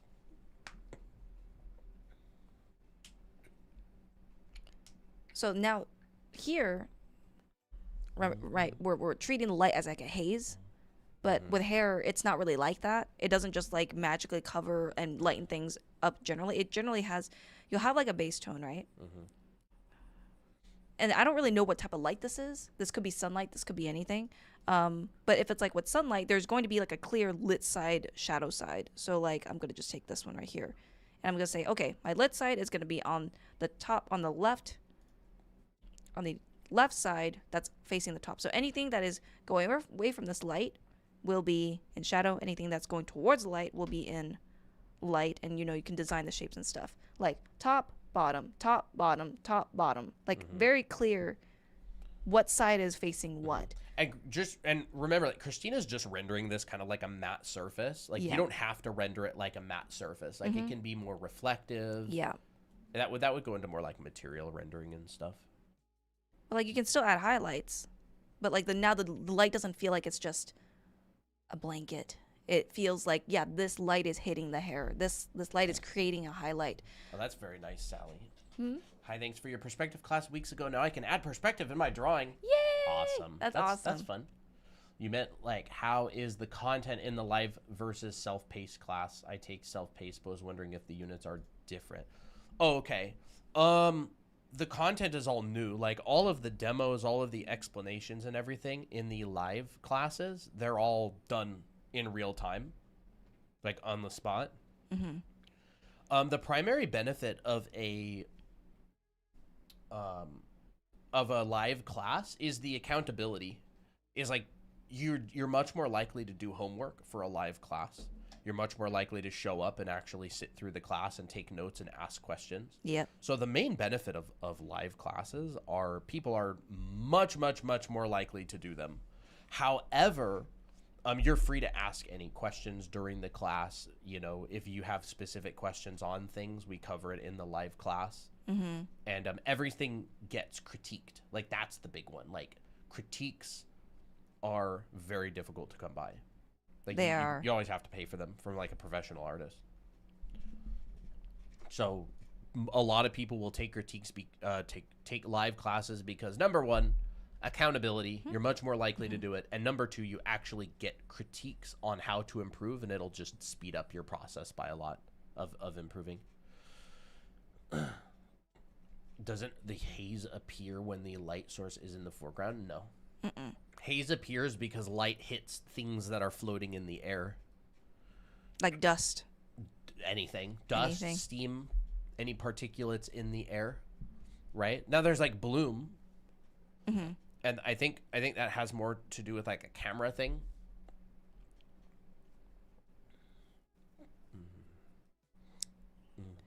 And like, you know, there's certain lens things. If you're like emulating a camera lens. Yeah. I also would be careful of like really, really dark, like just masked out silhouettes like this, mainly because in your environment looks like it's like a lot of light. Right. So that light will actually bounce into the shadows in here. So you actually see a little bit more than just a flat silhouette like this, you know. Took Monster said, I'm a little confused because the character referenced the lighter hair was soft pink like what I had. I don't know what character reference it was. Did you put a reference in there with it? I didn't see a reference because like you could have hair that transitions between brown and then light pink. Mm-hmm. Like that could totally happen. Like, it could become white, it could become green, it could become blue. You can send it in the artwork. In artwork. I think Christina just arbitrarily decided what I did. Secondary color it was going to be. Yeah. I didn't necessarily know that it was pink. But let's try it out. I would say if it's going to transition into pink, you know, you could do that by making the light pink be affected by it being in shadow. So like, yeah, you can make it pink, but you got to make sure that it matches the logic. Yeah. So like, maybe it should be a little bit lighter. I know that I'm not going to be using bright pink like this because that would actually destroy potentially the read of the hair. But instead, I'm going to maybe lighten it a little bit more. I don't know exactly what pink it is, but I'm trying to make sure that the values are reading in a way that isn't going to destroy the illusion. If that makes sense. So like here is dark brown to pink, but it's like in shadow pink.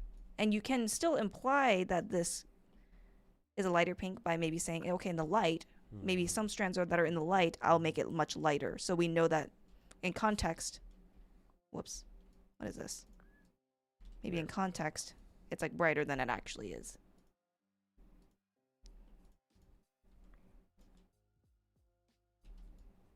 I'm just kind of throwing some ideas out of how you can transition that without making it feel like a light source.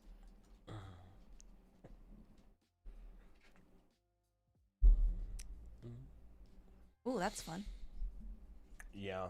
It really just comes down to form rendering and like making excuses to explain something visually so it's not confusing for the viewer. Mm-hmm.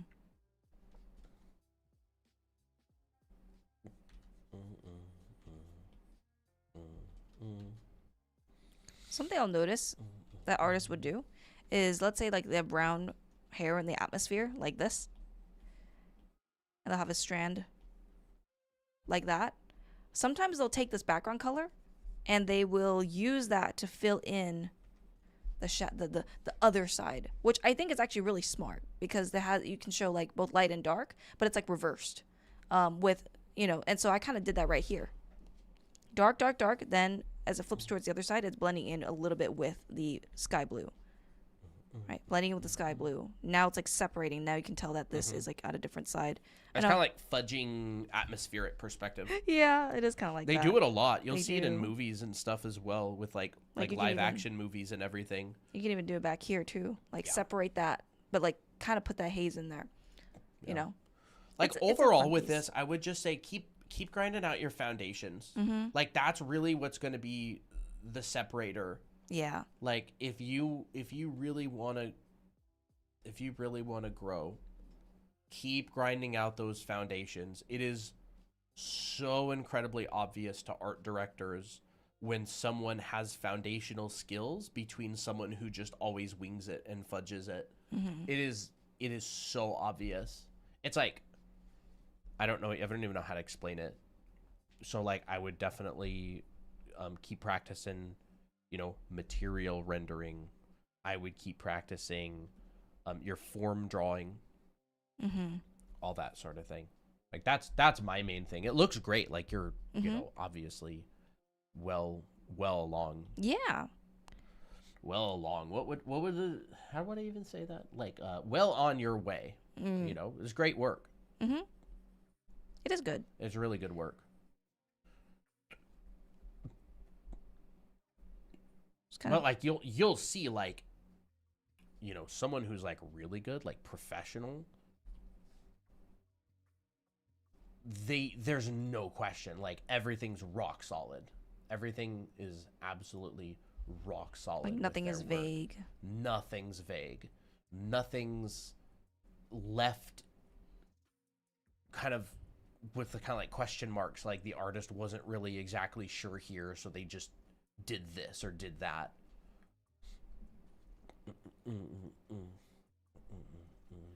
One more thing I'll say is I actually darken the shadows a lot. Because with a very high light, like if the light is very close to her face, you're going to see a lot of contrast between light and dark. In your previous, in this version, it's like, yeah, the light's there, but it doesn't, the shadows don't feel harsh enough. So what I did was I just intensified it. Someone Make you feel says, more like I'd a light. say the values are the biggest issues here. The shapes look great. I'm just not sure where to look. I'm not sure what you mean exactly. Because I can look here. I very much disagree with that statement.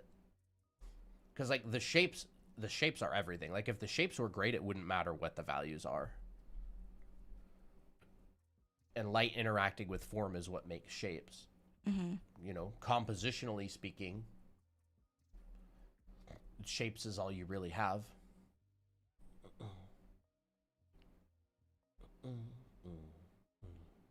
Not sure what's happening here, but that's fine.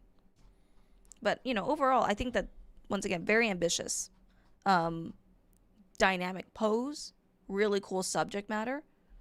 I would say if you want this to feel like it's the lit version, like this would also be affected a lot by light.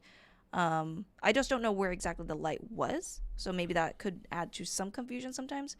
Which I did the same thing, and I still do the same thing, where I'm like, I don't know where my light source is. I don't even know what kind of light it is. But, that's where you have to be, like, very intentional, right? Overall, very good work. I always like your It's artwork. coming from the wand thing. What is? Oh, the light is coming from the wand? Okay. The light. Then you would need to make it bright. I don't exactly know where in the wand that's making it bright. Yeah, where is the light? Like, is the light... What is the light part of the wand? Because it doesn't look like it's lighting or it's like glowing to me. From the circle. So this. That part right there? Like that part. I don't know what you're doing. No, I'm not doing anything. I would need a lot of reference to be like, what does a glowing staff look like? Mm-hmm. Do you have reference for this piece? Like, particularly when it comes to like the wand or the character being hit?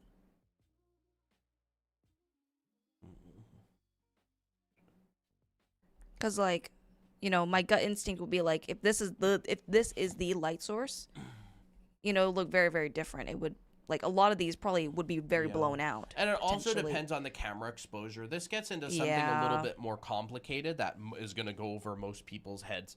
But it has to do with what this is why reference is very important, by the way.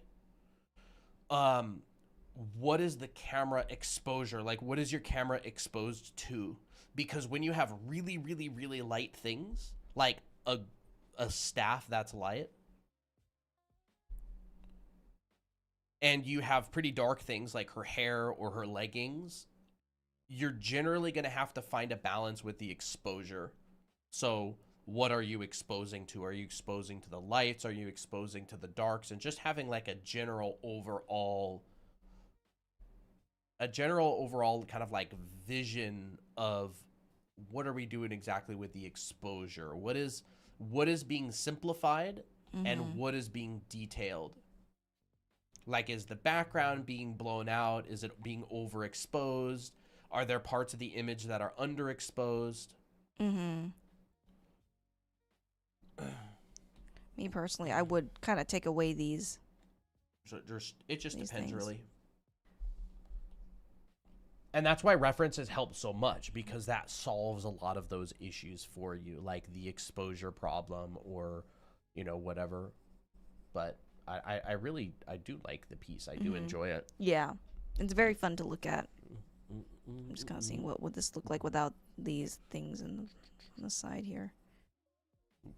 Because sometimes, like, for me, like, this looks like a very character central piece, but that we got like a lot of busy elements on the outside, which, I mean, it's not bad. I don't really know what this character's lore is, but just make sure that when you're drawing the background, it's not taking away from the character. Yeah, like honestly, with this piece, the first thing that I would talk about is like compositionally. Yeah, Like I feel like we kind of skipped all of that. we did. But yeah, 100% compositionally is probably the thing that I would focus on. I see like a lot of lines going in different directions, and I hate to back up because we just spent like the last half an hour talking about like subtle value changes. I know. I wouldn't focus on that at all. To start with, I would focus on compositionally. Yeah. Like what is the overall statement that's being made, right? Going back to like this right here, right? Composition. How is the character arranged? How are the lines working together? What's the overall statement?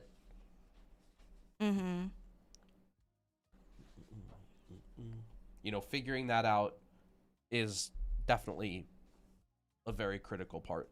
Yeah. I would study the composition of that.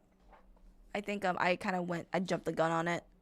No, But it's fine. yeah, composition is definitely very important for this kind of piece because, what It's good. It's It's good. a great book, but it's not the only book. It's just a good entry point to composition. Like, there's a lot of good information on composition and stuff out there. But a book is a great entry point, and it's just the one I happened to grab today. Framed Ink 1, Framed Ink 2, those are really good. I think Krenz Kushart has a class where they talk about composition and break down stuff like that as well. Like, what is the overall gesture and the flow?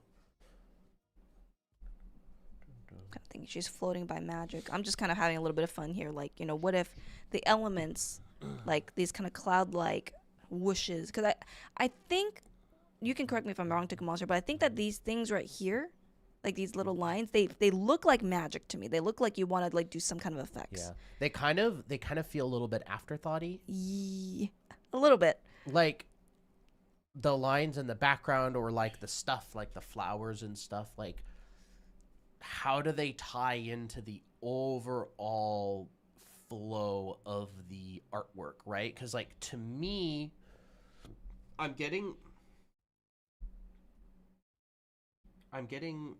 what is this? I Oh, need to here. go there. Here you go. I'm getting a strong diagonal here. Like, I think that leg that Christina put in would be good. Right? Where's that? Mine. Oh, Oops, you just I didn't deleted wanna do it. There you go. I kind of like And now I can't draw on it because it's not in the right spot. There we go. I kind of like this. And maybe if the staff was like tilted a little bit, The counter shape. we could have some sort of like a flow with a counter shape. And then everything would sort of work together with this overall composition, right? Like you can have some pieces that come around and help keep things together.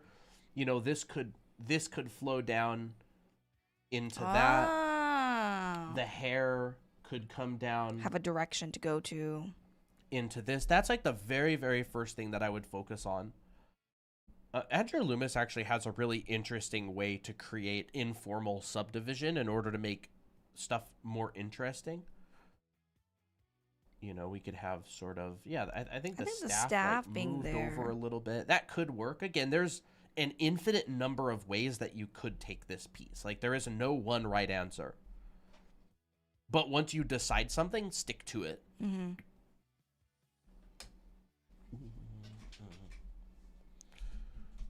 I think I hope that helped Tickle Monster. I know that there was like a lot of like different value changes and a lot of different topics that we talked about in the piece.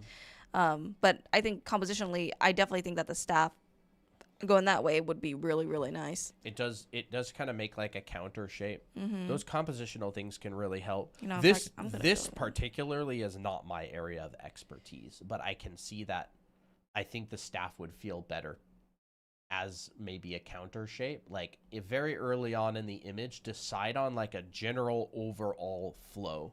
Mm-hmm. Because again, rendering, lighting is all secondary to the shapes, and the shapes are going to be dictated by your composition. That's going to create a sense of unity. Mm-hmm. And, you know, I would even argue you can take this staff and move it along and have it go this way and maybe extend a little bit. Yeah, if it is a long staff. If it is a long staff. It looks like a long Or staff to me. you could just have part of the hair do that. Yeah. Like, you know, the hair could come out and kind of continue that line, or maybe, you know, the staff, maybe part of her coat or whatever she's wearing. Like, to me, the coat could flare out. And, of course, it would kind of block the hair a little bit, but, you know, we're just going to go on a limb here and just say, you know what? Let's take a risk and just say, let's take that out.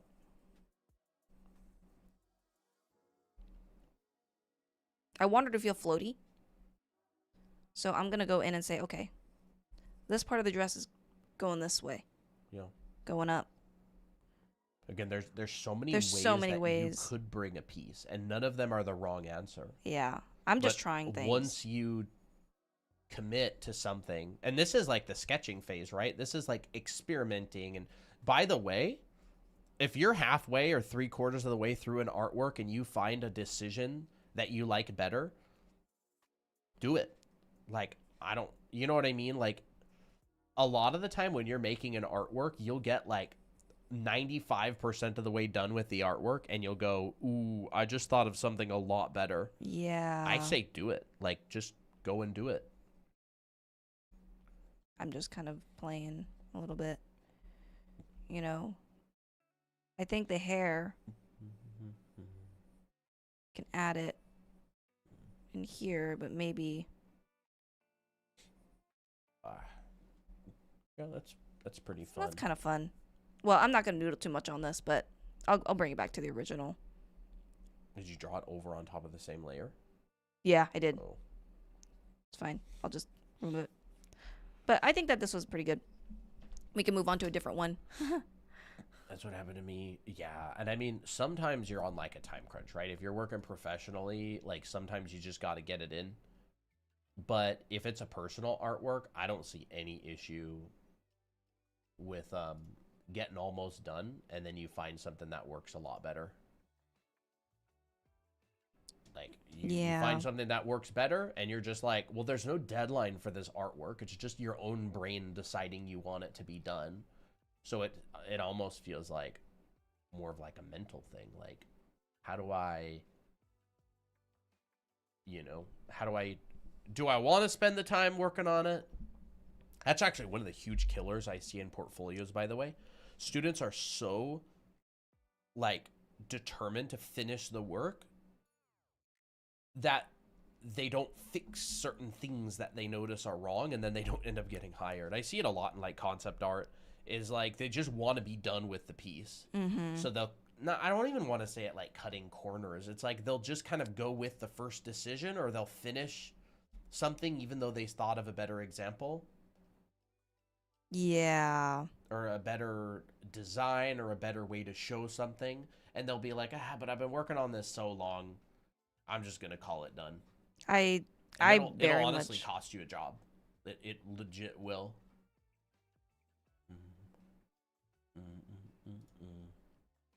So much of art is a mental game. Like, you're way better than you think you are. It's just, are you going to dedicate the time to finding a good reference? Are you going to dedicate the time to sticking it out until the end? Are you going to dedicate the time to fixing something that you notice is wrong? Are you going to dedicate the time to following a process? Right? Like, you may know how to measure something in perspective, but if you don't do it, it doesn't get done. And like, so much of art is this mental game. It's not even like the skill of being able to do it. It's being willing to do it a lot of the time. And remembering, like, people's art will jump multiple levels if they simply write out a process and stick to it. Like, how many people here, right? How many people here, when you draw, you kind of just go? You don't have any kind of process. You kind of just do whatever happens. And you'll get through the artwork and you'll be like, okay, I'm going to call it done. That's one of the things that happened with Chris, remember? Chris Falkenberg? Oh, yeah. He had this whole checklist of things that he would go through for every single artwork. If you made a list, right? If you made a list of a checklist of things to check and things to do in an artwork, like check proportion, check the underlying drawing, what's the overall flow? What's the overall flow? What's the graphic composition? Do I have tangents, right? Look for tangents. If you had like this list of kind of things to check and you went through them every time you made an artwork, you'd jump multiple levels. Literally. Like, where's the horizon line? Is my foreshortening working? One of the reasons that like art school students at like art center, whatever, create such good artworks is because they're not allowed to skip steps. Like, the teacher will be like, don't skip steps. Like, you will have homework assigned. You will have, by the way, this advice that I'm giving right now, this is probably the singular piece of advice that will help you improve immediately the fastest. Simply following a process and not skipping. Again, it's not the thing that people want to hear. They just want to be able to like magically draw better without putting in any more effort. I wish, but it's like the still life advice, right? It's like the still life advice. Like, you can get a lot better at colors. You can get a lot better at rendering and making interesting things if you just think and set up a still life with a lamp and did a couple of them. But people don't want to. You know what they wanted? They want to have a contract with the demon and be like, you know what? I'm willing to do anything, just not the actual thing. A lot of people know what would make them better. They just don't want to do it. How do I make an account on your website? You get prompted to make an account when you purchase something. Yeah. You don't make an account on our website, not until you buy something, and then it takes you to a page where it makes you make an account. I think I got some stuff on this one because I see a lot of potential with this. This is from Fox. I really like this character design. And so you said you wanted to just generally get better with good designs, correct proportion, and clothes. Want to improve in everything, really. Yeah, I have comments on this one because I really like it. So I do this, and I do this a lot, where I would think in terms of sections, which I feel like I need to be more unified with my artwork. But like, I'll notice some things where it's like, okay, you have a pose, and then you got an outfit, and then you're kind of designing things separately, which, you know, is totally normal, by the way. I love this design. I think I see the potential in it, so I'm going to go and take a stab on it. What I would do for this illustration is I would immediately think, okay, how do I want this pose to be? Because the pose will also affect, you know, the design of the clothes. Once again, if this is meant to be a design like drawing, then, you know, you can kind of, you know, it's fine. But for me, like, this character looks very graceful, and I see things that could make her look more elegant. So right now, you know, we kind of see very straight pose. You know, the feet are kind of placed in a very similar manner. There's straight, right? You know, remember what we talked about? This character looks seductive to me. So what I would do, and she also feels tall, so I would try to accentuate her figure so it looks more curvy. But two, I would also make her legs longer. You know what? I noticed this a lot. The pose to me kind of feels like you have a mannequin, right? This is important, Fox. The pose to me kind of feels like you have, say, a mannequin, and it's standing, right? It's just in kind of this neutral pose. Mm-hmm. And then you have an arm, and it's gone, you know, few motions. and the pose doesn't adjust to take account for the arm moving. It's like when someone poses, their whole body reacts to what they're doing. It's not just the single limb that's like, bro, it hurts when you only move one limb. Like, you have know to, what like, I mean? Yeah. So when you pose characters, consider the whole. Ooh. Consider the whole. Instead of going like upper arm out, lower arm out. You know what I mean? Like, see, when Christina's drawing a pose, she's drawing all of the limbs, the whole gesture and everything with regards to like the unification of the whole pose. And actually, gesture drawing will help you a lot, Fox. Gesture drawing's We gonna help have a lot a with gesture video. Yeah, Christina just uploaded Gesture workout video. a gesture workout video. I feel like that would really benefit you a lot. But, like, you know, try to get the essence rather than spend too much time on a pose that may feel like a bit too static. So I think you did a great job with rendering the clothes. I think you did a great job with, you know, drawing these individual pieces, but now we got to make sure that this, you know, it gotta flow together. Mm-hmm. What happened? Oh no! How people draw legs, 2 front legs or 2 back legs. So okay, well, now with this in mind, we can, you know, then this hair now feels like it can match really well, because I already have this pose, and now all we have to do is just draw the hair. And you see why it's so important to consider the whole, because it's not just the limbs.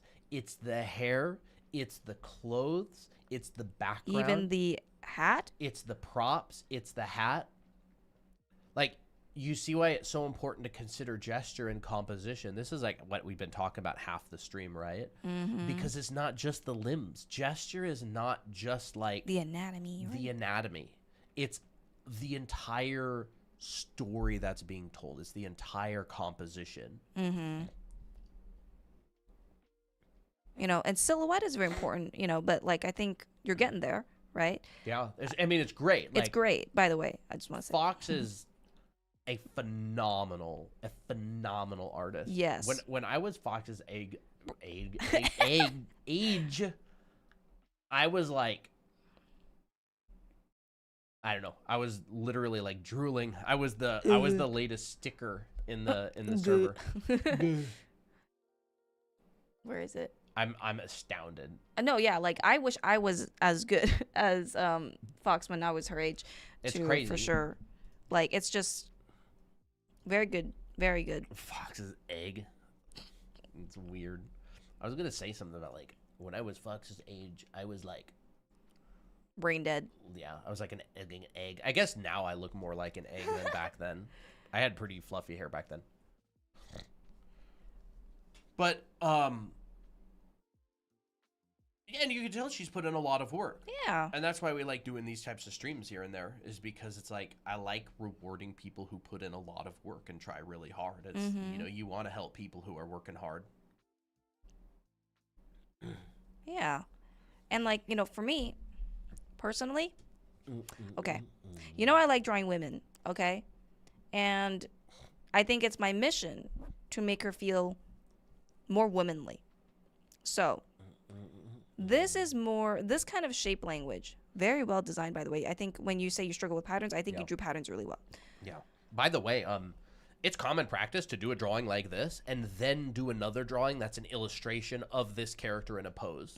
So it's very difficult to design a character in a pose at the same time. That's very true. Not even like Magic the Gathering artists do that. I was taking a class by Clint Kearley. He's like a Magic the Gathering illustrator.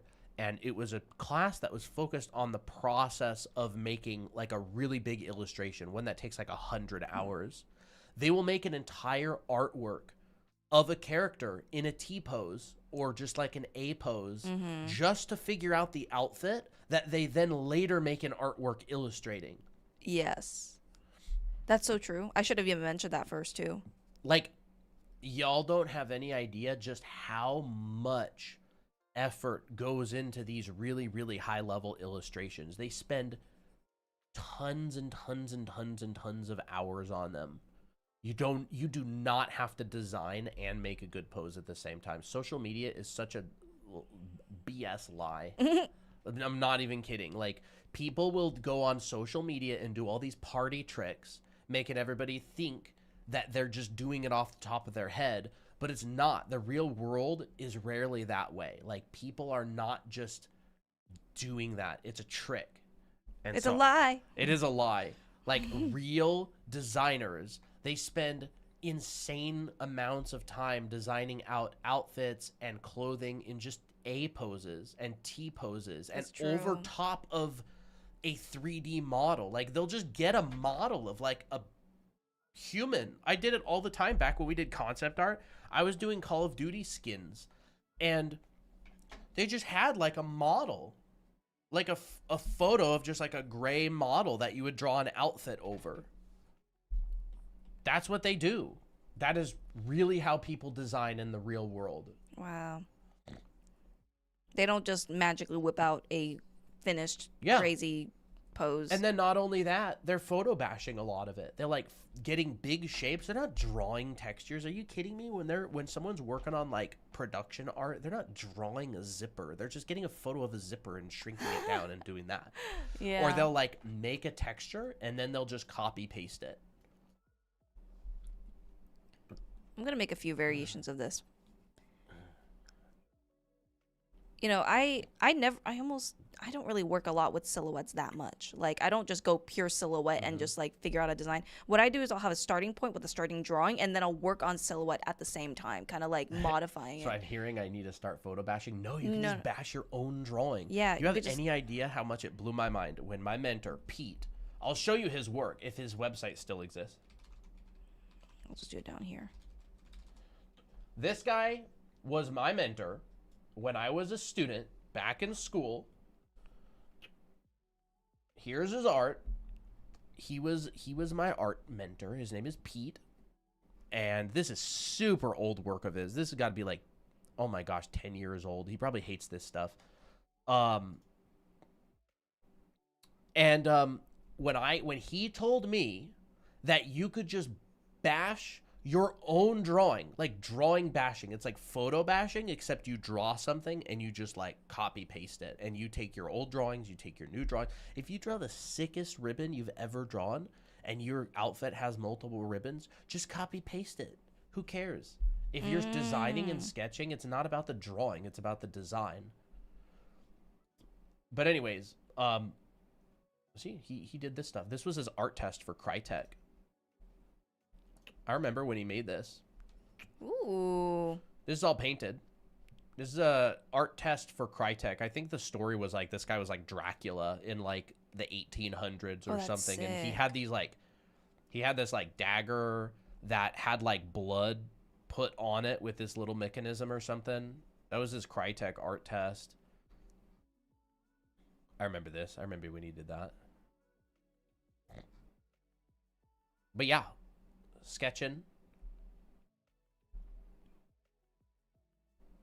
That's so cool. And I know this isn't like a bunch of character stuff, but like, trust me, when you're designing your character, you want as much of your brain power to go to the design part as possible. Take a bow, copy paste it. Take a texture that you drew, make a tileable texture, and just spam it all over the place on there when you're just figuring out the design. This is how that's how people work in a professional setting. And like, if you don't know it, you don't know it, because it's like something that you pick up on the job a lot of the time. Like back when I was working on Anthem, doing skins for that game, like I learned so many different ways to do character and outfit design that I never even like had considered, just because you see other people actively doing it. There's a guy out there, his name's Johnson Ting. He uploads his process on YouTube. I think it's all sped up, but you can get an idea of it. Because I saw someone ask in the chat. Why did I move here? What is that? I guess it was the weather. What is this? Why did something start auto playing? I have no clue. Okay, Was that Michael from Grand Theft Auto 5?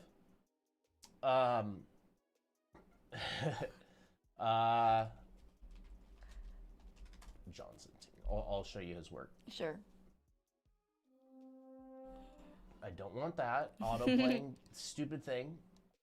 Okay. This guy is a concept artist. He was actually on a project that I was on. He's way better than me. He's a concept artist, and he records his videos, or he records his personal work and turns them into videos, and you get to see. I got Tinkle BRB. You get to see his process. This is a reference from Pinterest. Really? And so he'll take these references and photo bash them and warp them around and turn them into characters and outfits. Like, of course, his fundamentals are really strong, right? This guy can draw. This guy can paint. He's using photo bashing in order to explore ideas. This is like concept art stuff. And so on his channel, he shows a lot of this kind of stuff. This isn't how everybody works. This is how you can work. This is similar to how I made that bug creature that I showed a while back. Remember that green one? But again, you have to have foundation in order to do this, or else it's going to be an absolute disaster. It's like this back and forth thing. Like, you don't just... He's designing. He's actually designing. He is in control of the process rather than the photos being in control of him. Every decision he makes, he can actually pull it off. He's not using details to dictate his art. He's controlling them like a painter controls a paintbrush, right? And I really, really want you to understand that, because that's like a big issue that beginners have with photo bashing, is their photos drive their art. This guy's really good though. He's a great artist. He's a really nice guy too. Maybe we interview him someday. That's one example of like character design. He does a bunch of it too. I'm paranoid that that's going to start. He's really good. He has awesome stuff.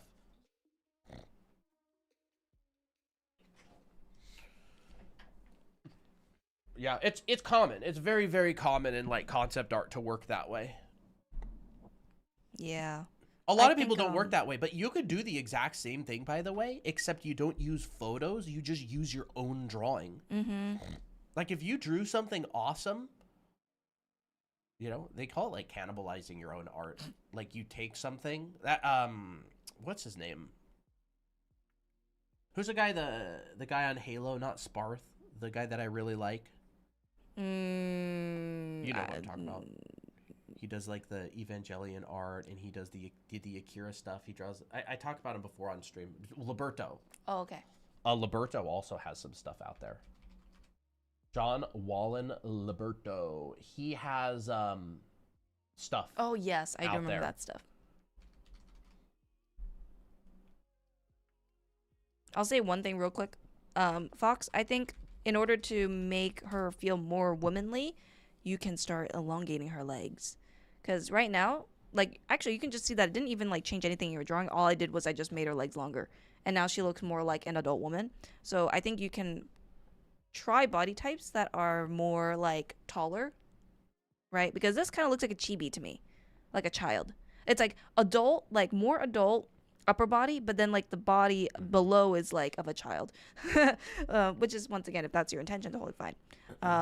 But if you want her to look more womanly, you can just go in, elongate the legs, and you can automatically see that the skirt now feels shorter. Right, this makes her skirt feel really long. Yeah, if you break this down proportionally, Top of the head, bottom, or the feet. and then if you break that in half, That's half, I think. maybe about half, and then you break it in half again.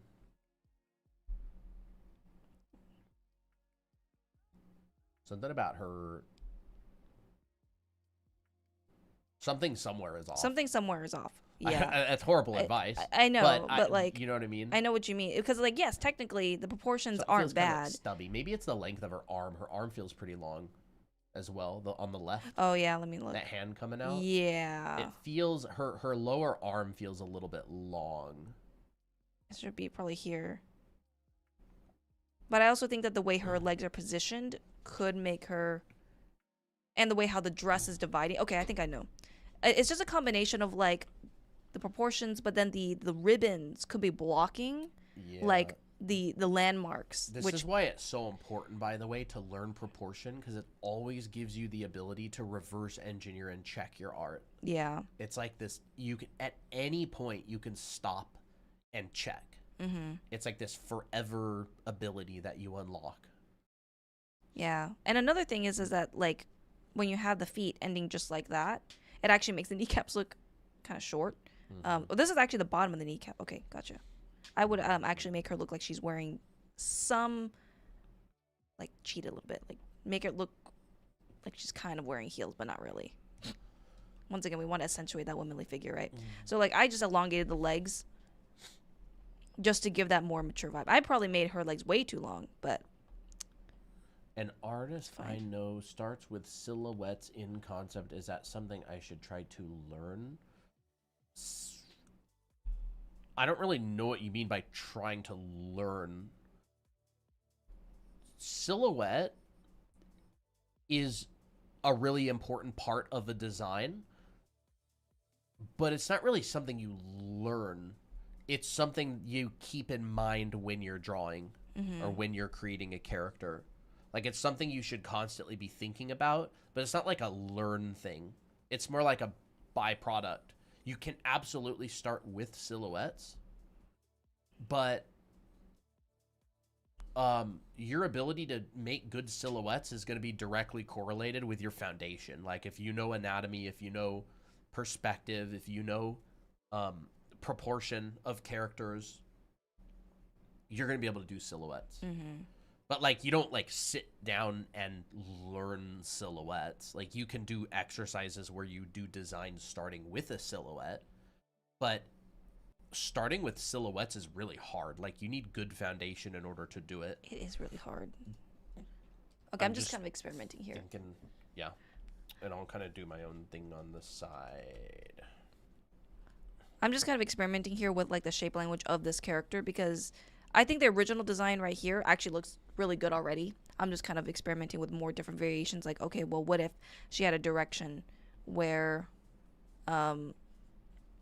she had a more longer dress and maybe only partially part of her legs are showing?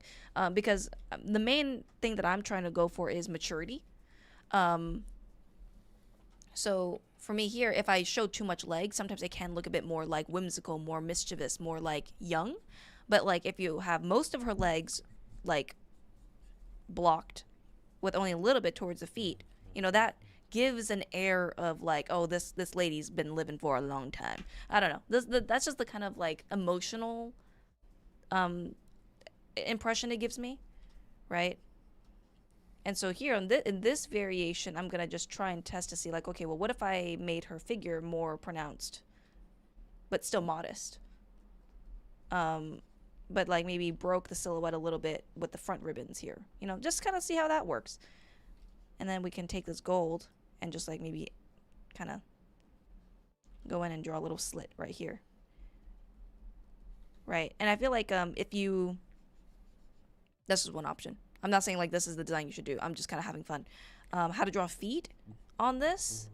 I would start off with the main wedge. Right. And then your feet will kind of look like this, especially from this kind of angle. And for me personally, for this kind of character, I kind of like to keep it like barefooted because more goddess-like in my opinion, but totally fine with the sandals. I don't really know what her lore is. I don't know if she just floats a lot or if she walks on the ground a lot. But wedge, heel, this is the front. You know, you kind of add a bit of an extra attachment for the foot. And for me here, I only just add the big toe and then leave the rest to imagination. Because it's just like, I don't want to be like hyper detailing the feet when I should just like focus on the overall. But, you know, you can always worry about that another time.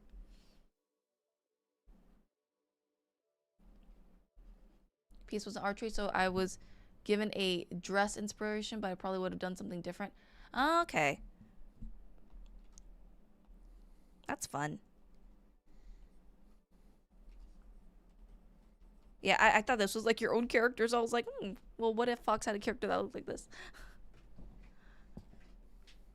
You like the long dress? Ooh, nice. I'm glad you like it. But like, I would say for me, I was working a bit on the silhouette variations on here. Oop. And I keep working on different layers. There it is. So like, more childish designs have more like cute skirt, right? Like, they generally have this kind of silhouette. Now, I'm not saying that your design earlier has this vibe, but like sometimes you'll see elements of it, like really kind of wider upper body and like minimal lower body, right? This looks kind of more like youthful. More womanly tend to be more like hourglass. The legs aren't super defined, right? Not a lot of, maybe towards the legs it kind of flares out a little bit. I'm just kind of looking, and I'm just kind of thinking back to a lot of dress designs that I've seen. They'll tend to have, you know, slimmer shoulders, possibly longer sleeves. So I was kind of like basing the design off of those silhouette features, which I think the long sleeves in here worked really well. I just made it longer.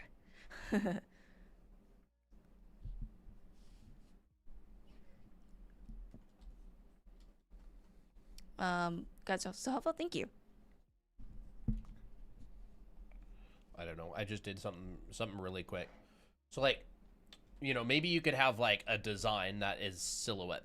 Like you start with the silhouette, right? But the issue is that like if I draw a box starting with a silhouette, I'm going to do something like this.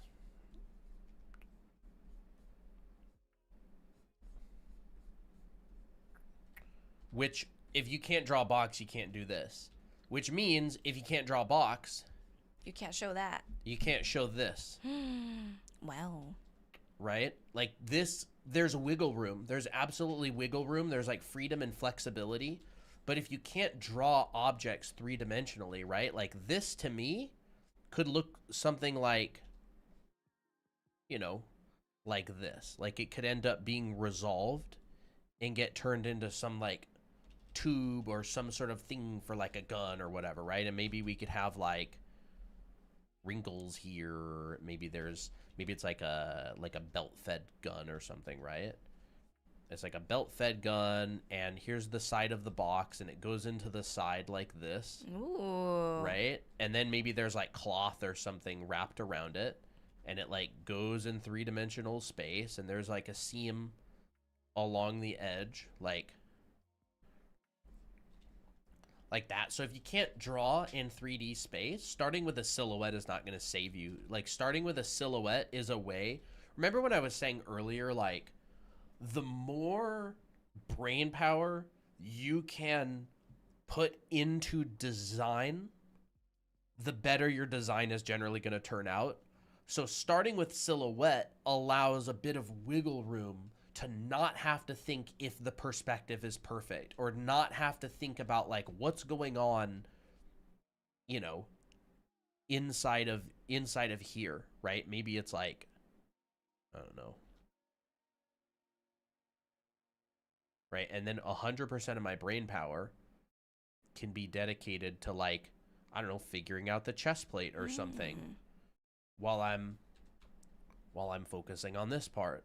But like I already figured out an interesting silhouette, so I could go like, okay, well there's that, and this maybe comes over here, and then there's the shoulder pad, and well, this one maybe comes in like this. Ooh. Maybe there's one right there, maybe there's another one right here. And so you can see how like if you can separate your design into phases. I didn't have to think about any of this stuff earlier while designing. I didn't have to think about it. But now I can. I can focus a lot of my brain power on this part because I already know that the silhouette is starting to work decently, right? And I don't know what this guy's, maybe it's like a robot. Ooh, robot. Oh, that's cool. Right? But guess what? I know how to draw heads. So I'm going to put these things, right? Temples? I'm going to put the stinking temples. Those things. Boop, boop. Just one little line on each side. Is this the Loomis method? No, it's called your temples. And if this dude is looking directly at you, we got the brow ridge. We got the cheekbones. He already looks very in. mysterious. Oh no! There. No!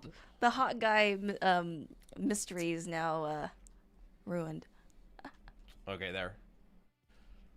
But like, you see what I'm saying? Is it like starting with the silhouette allows you to not have to think about this. Mm-hmm.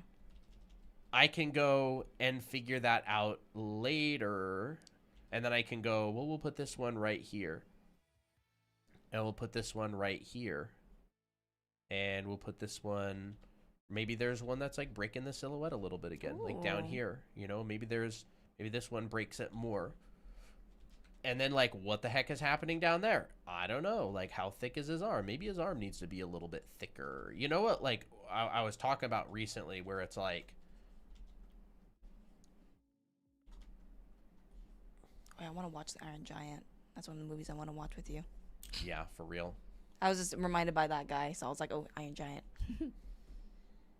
Right? Let's make like a thing. I don't know what the thing is. Anything. It doesn't even matter, right?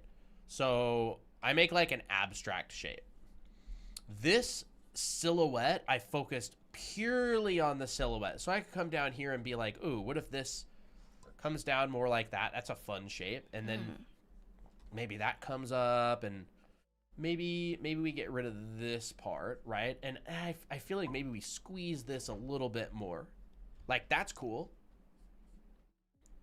Maybe we put some like bumps. Ooh. I don't know what it is. I don't know either. But I'm purely designing with silhouette, right? And then I can think about like these spikes or whatever they are coming out, and I could be like, maybe I think about them in some sort of like a unified way. So like I come over here and these are like unified. So I'll make this one quite a lot shorter. The bottom side almost looks like shoes, like the bottom of a shoe. I'll make this side maybe medium, and then this side maybe we'll kind of like refer, I don't know, to like that way or something. And you see, like when I'm focused on the silhouette, I only have to think about silhouette. I go, well, we'll have a fourth. And they kind of all come and refer to this main gesture. Like if I was drawing a form straight up, I would have a lot less brain power to be able to do that with. I wouldn't have a lot of brain power left over because I would have to think about this part.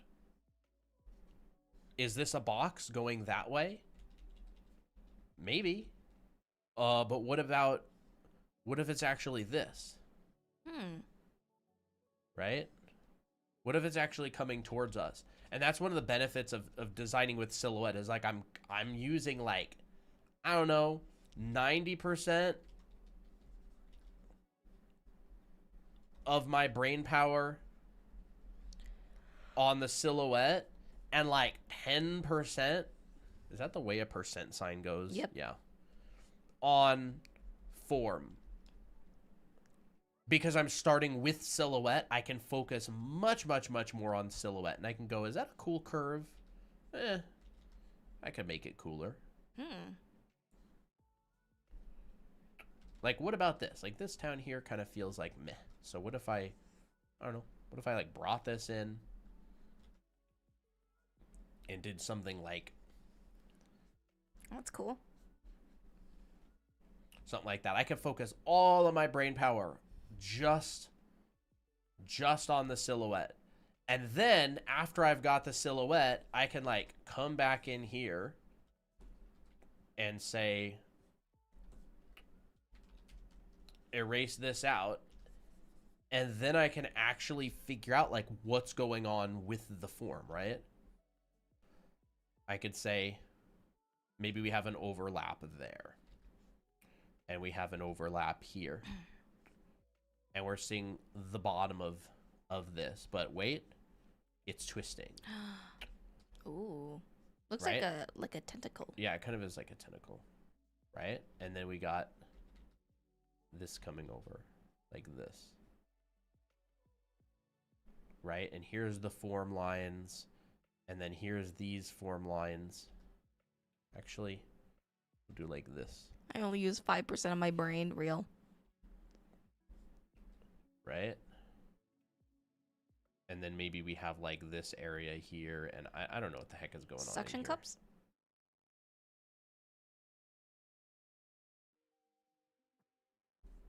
Maybe Padding? these are like, I don't know, some kind of like padding or something. I'm just drawing something like abstract that doesn't really make a lot of sense.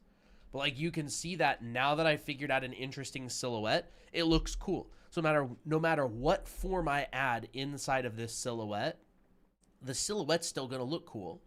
And I could go, well, this one's behind. This one's kind of right on the edge. This one is on my side. This one is really on my side,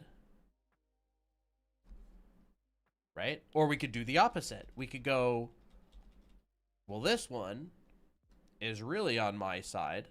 This one's not as much. This one's kind of right on the edge.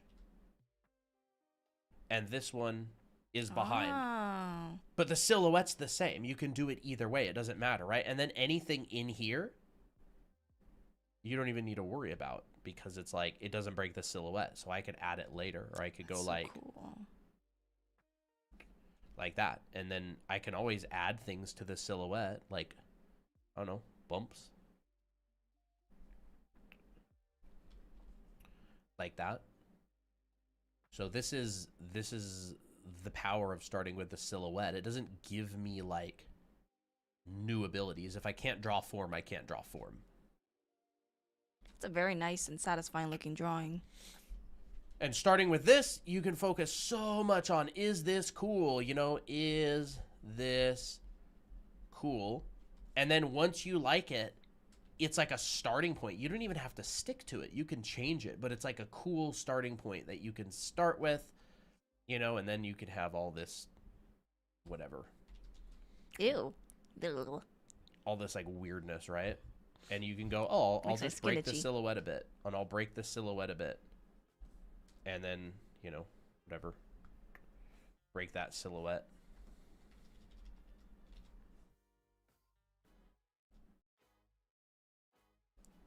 And I'll definitely change the design. I'm just using the silhouette as like a starting point to make something, you know, kind of interesting.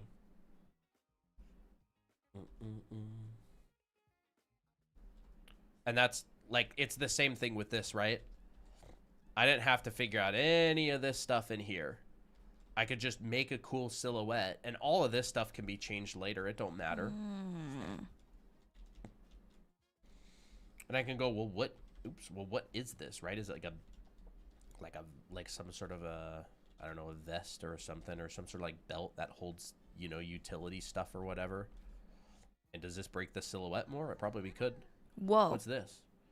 Cat food donation. Duff Pappy, thank you very much They get extra today. for the super chat. $10 super chat That on is YouTube. Can we very get some generous. W's? Thank you. Starting with silhouette, it doesn't give you new abilities, right? Remember, like form drawing, your ability to draw and think in 3D space is like your most valuable tool. Practice it all the time. You are virtually never going to draw something that is not in some kind of 3D space. Mm-hmm. Anime characters are in 3D space.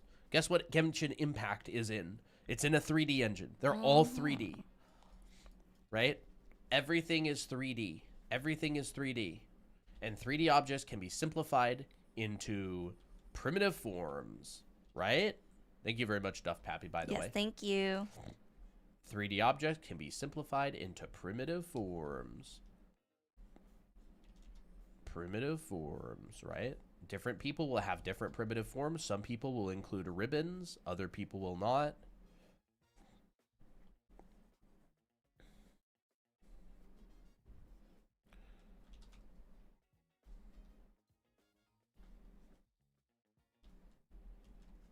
Right? Some people will have cones. Some people will have pyramids. Some people will have donuts. I've even seen some people make donuts. They'll just go like that. Well, I want a donut. They'll go like that. Oh, And belly it'll button. be like, yeah, it's your belly button. It's your Audi. It's yeah. It's the sides of your mouth. There's a lot of donuts. There's a lot of people who have donuts as one of the primitive forms. Dimples on your cheeks. Right? This is not math class. This is like art class and what people find helpful. Like this would be more like a donut. I don't know. Seeing that spike come out of that thing is a little. Uncanny, Yeah. right? And you can, and all the overlaps and everything, right? You can exaggerate these and you can go form, overlapping form, overlapping form. Mm-hmm. And you can start getting in your line weight and all that nice stuff. Nice stuff. But at the end of the day, like it's just a different way to get to the same place by kind of front loading silhouette, which is really important while allowing form to take a little bit of the back seat.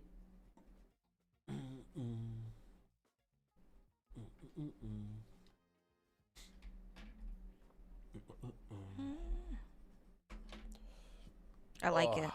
How long have you been doing? 2.5 hours? Yeah. Yeah, we were on Foxes for a bit.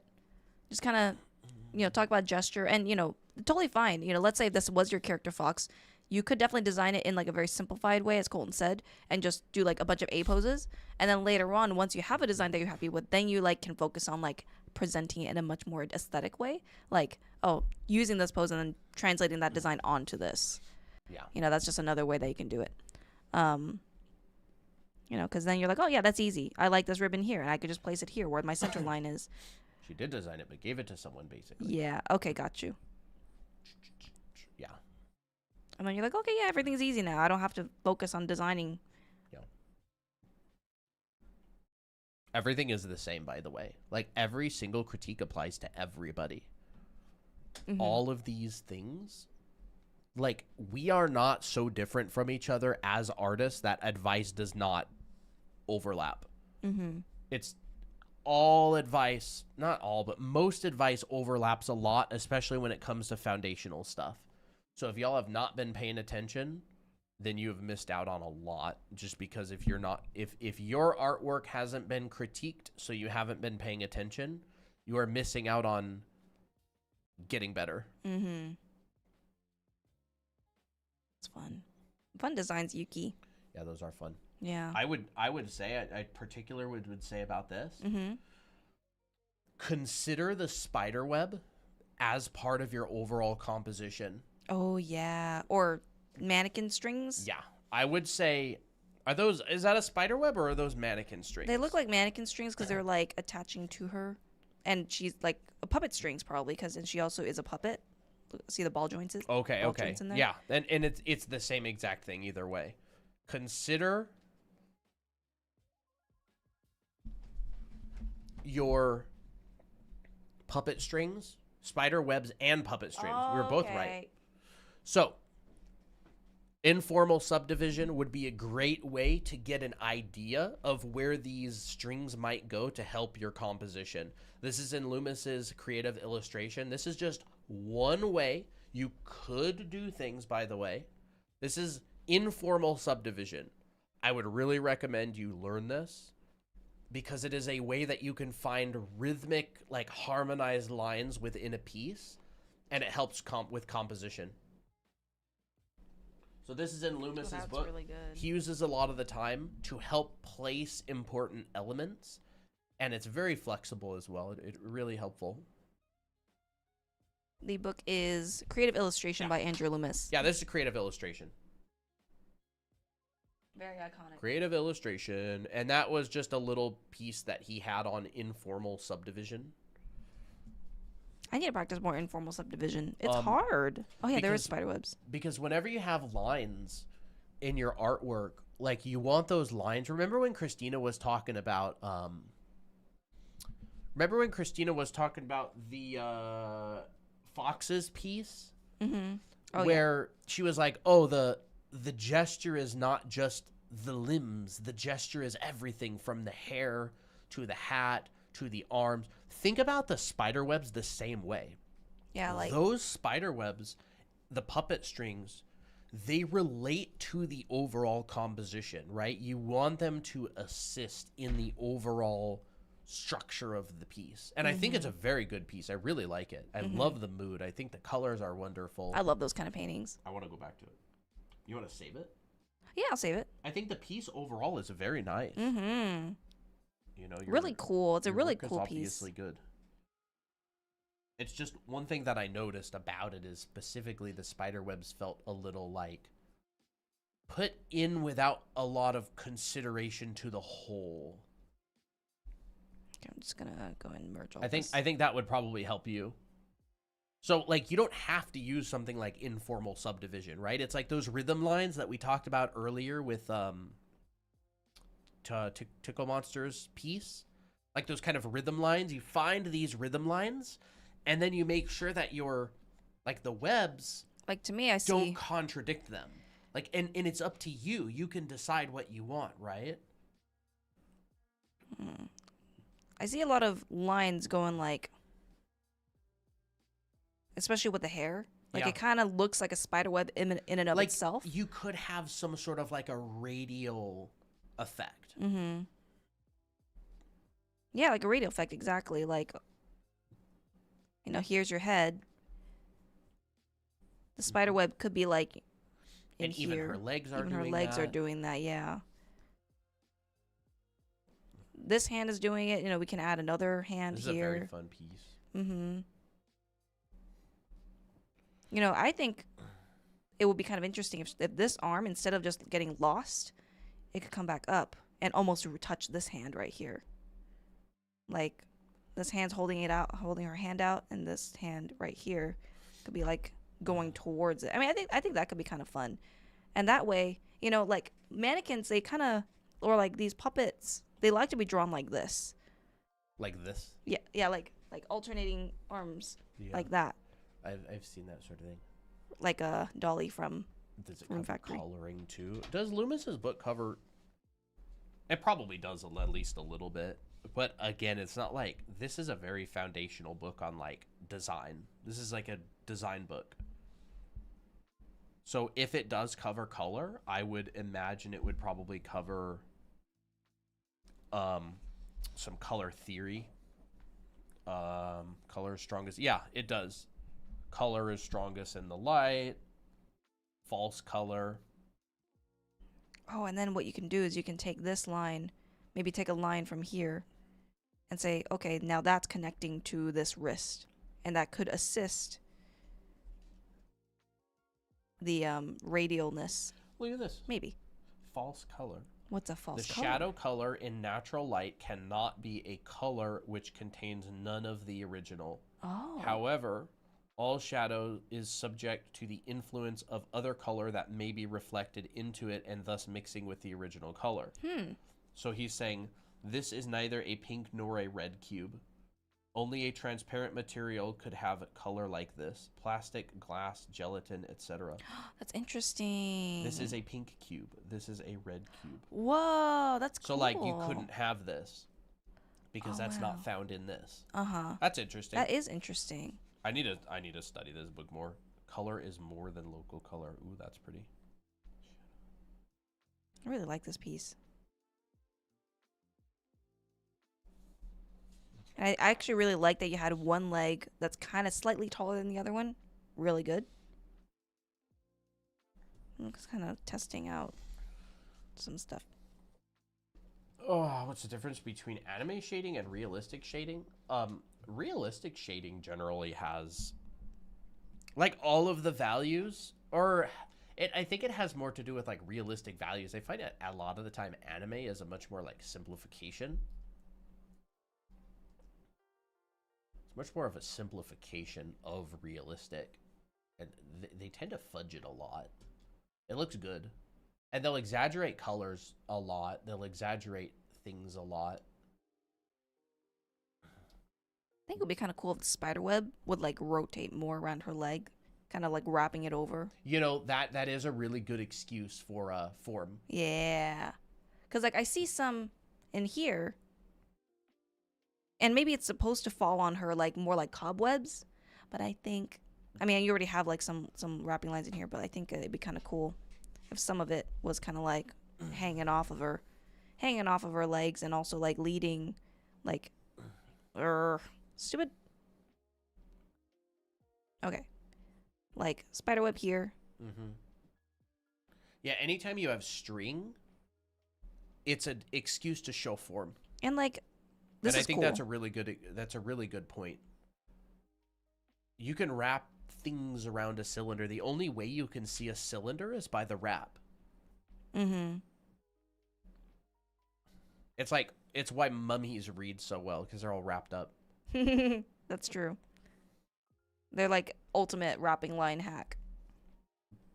And then you can then take that opportunity to like add some more like lighter lines and just kind of like fade them off. Like use this as an anchor point Yeah. and just be like, oh, I see this point here, but it's like leading to the image. Yeah, like I definitely agree. Like, don't make the lines like static, right? Remember, like the lines are generally little teeny tiny cylinders, and they will have highlights, and you can fade them in, and you can bring them out, and you could make it so you can't see them, and it's all like this convenient excuse to tell a story. Whoa, look at this. That is Drape good. some of those cobwebs over on top.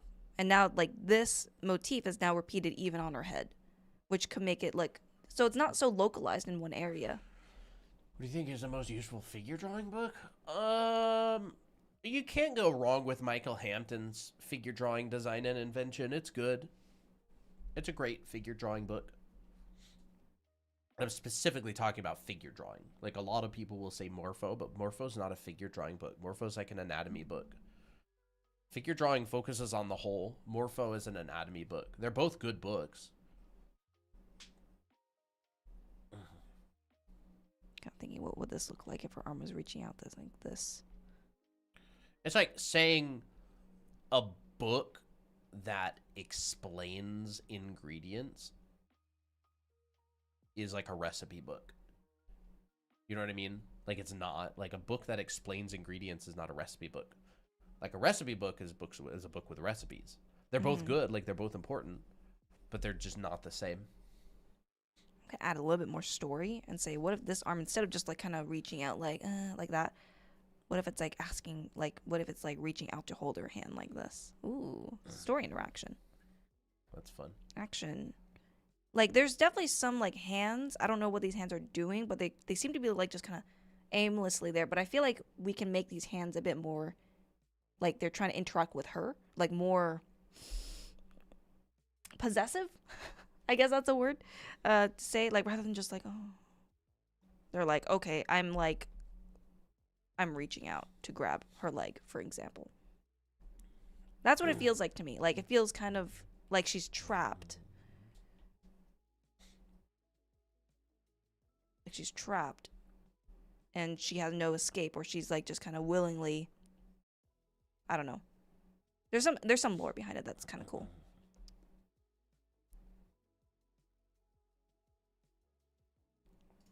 We can have one like kind of in the shadow, coming towards the surface. Who knows?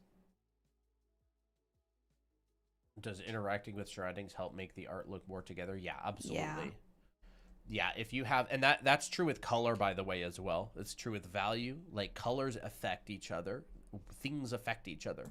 Like, someone putting their hand on a wall will give them a connection. But it's not just true with, like, in a literal sense. It's also true in a sense of, like, the proximity of things, overlaps, values. Like, that's like also true with the idea of, like, a lost edge.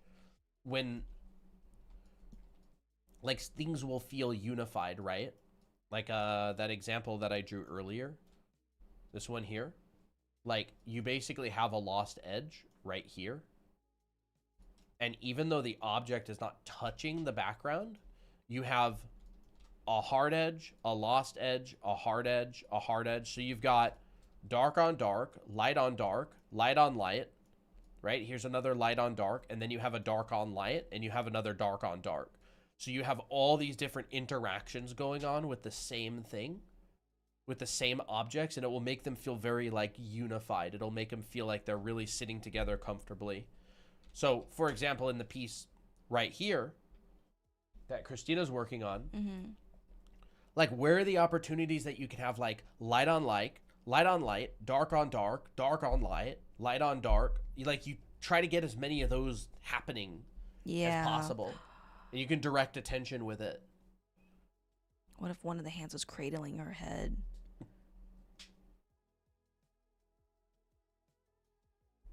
Oh, that's cool. I don't know. That maybe is a little bit too light.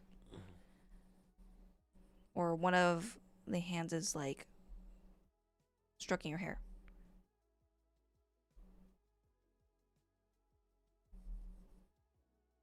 I think that's kind of interesting.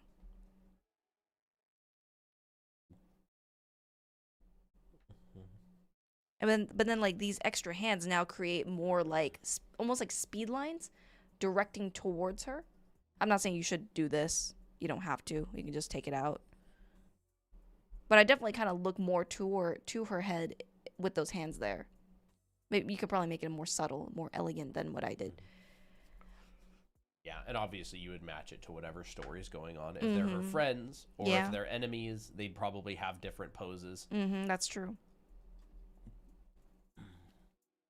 And you'll notice that, like, in Christina's... Where's that sketch you did? Oh. Crap, did I? Oh, here it is. Like, you notice in Christina's sketch, like, she's got stuff coming towards us, going away from us. Like, the strings feel like they're going away from us. Her legs feel like they're coming towards us. Like, don't think in terms of just, like, shapes. Think in terms of, like, what are the actual volumes doing as well. It'll make it, like, much more interesting. So just keep that there. So, for example, right, you could have, like, I don't know, like, different things.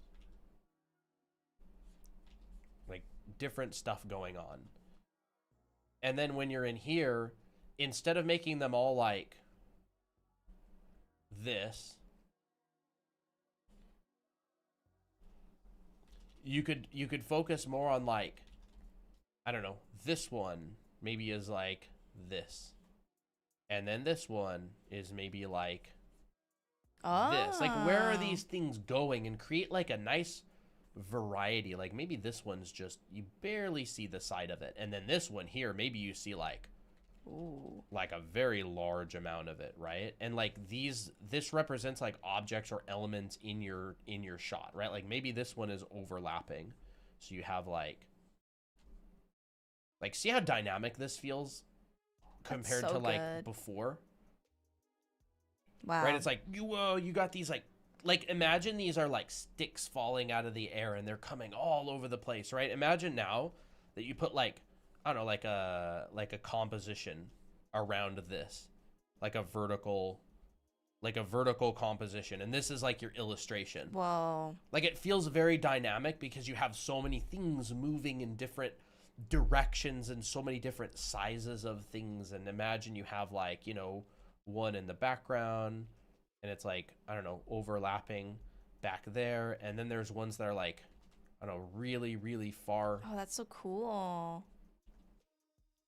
Really far away in the back.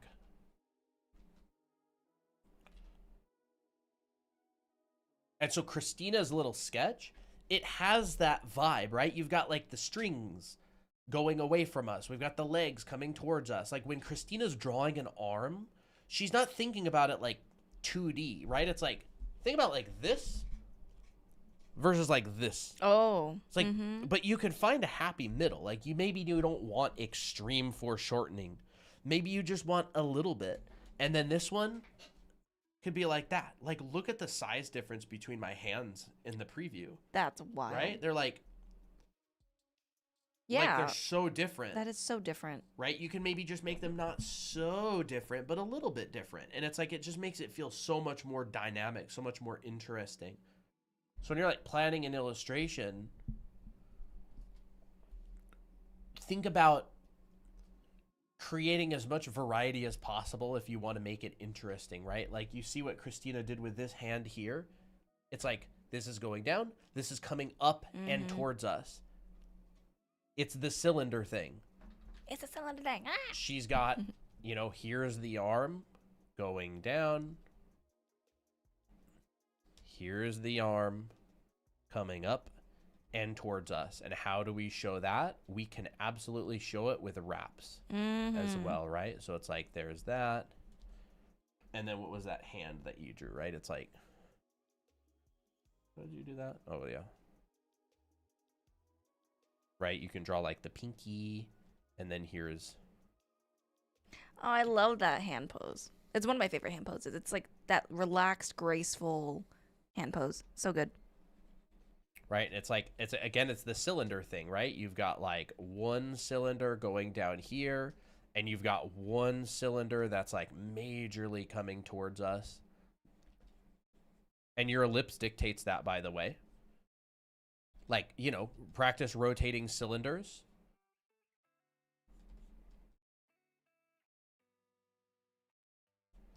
Right? Make this ellipse a little bit bigger. The cylinder gets shorter. The ellipse is bigger. The cylinder is shorter. The ellipse is bigger. The cylinder is shorter. You know, we could maybe do...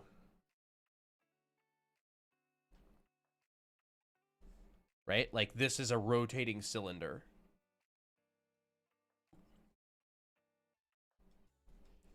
That'll create like a lot of interest in your pieces. By the way, this is, like I said earlier, this is true for everybody.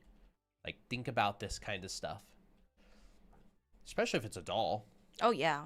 Like, you tend to get, like, I don't know exactly what ball-jointed dolls look like, the limbs, but they've got, like, these kind of things in them. They got, like, they and kind of it'll look be like this. exposed. Yeah, and then that'll come... around it. Something like that. I don't exactly remember how they connect. It kind of looks like these dolls, actually. Find reference, for sure. You know, like, in again, like, this is a sphere, right? You show a sphere by showing the rotation like this. Like, if we had a sphere, you can rotate this sphere in different directions just based on where you put this thing. Oh, these are great for bells, too. Right?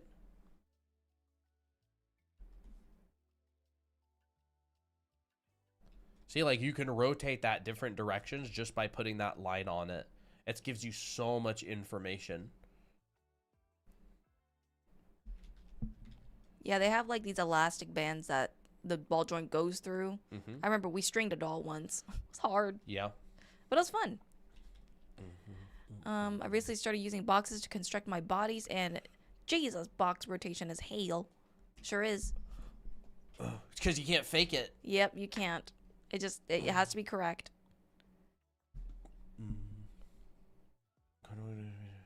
I really like this piece though, Yuki. That's not a bad idea. That Mhm. would be fun. You know, What? that's kind of what a mentorship is, Nana. What? I kind of want to commission artists to redraw some pieces I've done and use those as references to improve. That's basically just a mentor.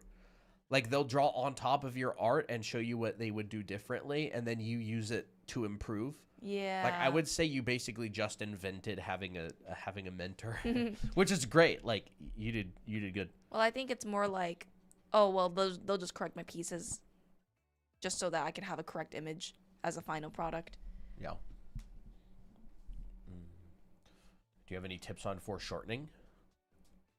Yeah, that whole thing that I just talked about, cylinders, was foreshortening. Like, this is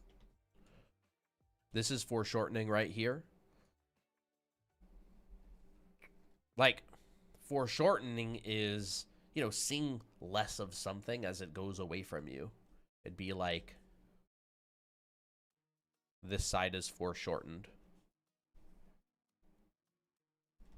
Like, you know in your head that side A and side B are the same size, but you've seen cubes before, and you know that this is what happens when it turns away from you. That's foreshortening. And so, you know, if you want to foreshorten something, it works with anything.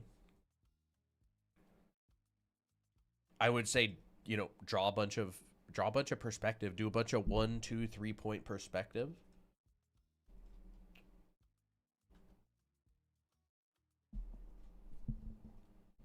You know, and your brain will also probably go,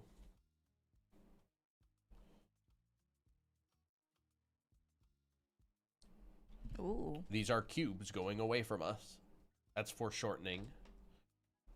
Look at the size of this cube right here compared to this. You'd never think that's the same thing, right? And it's just going away from you in perspective towards a vanishing point. You can't draw a line in that direction. Your horizon line.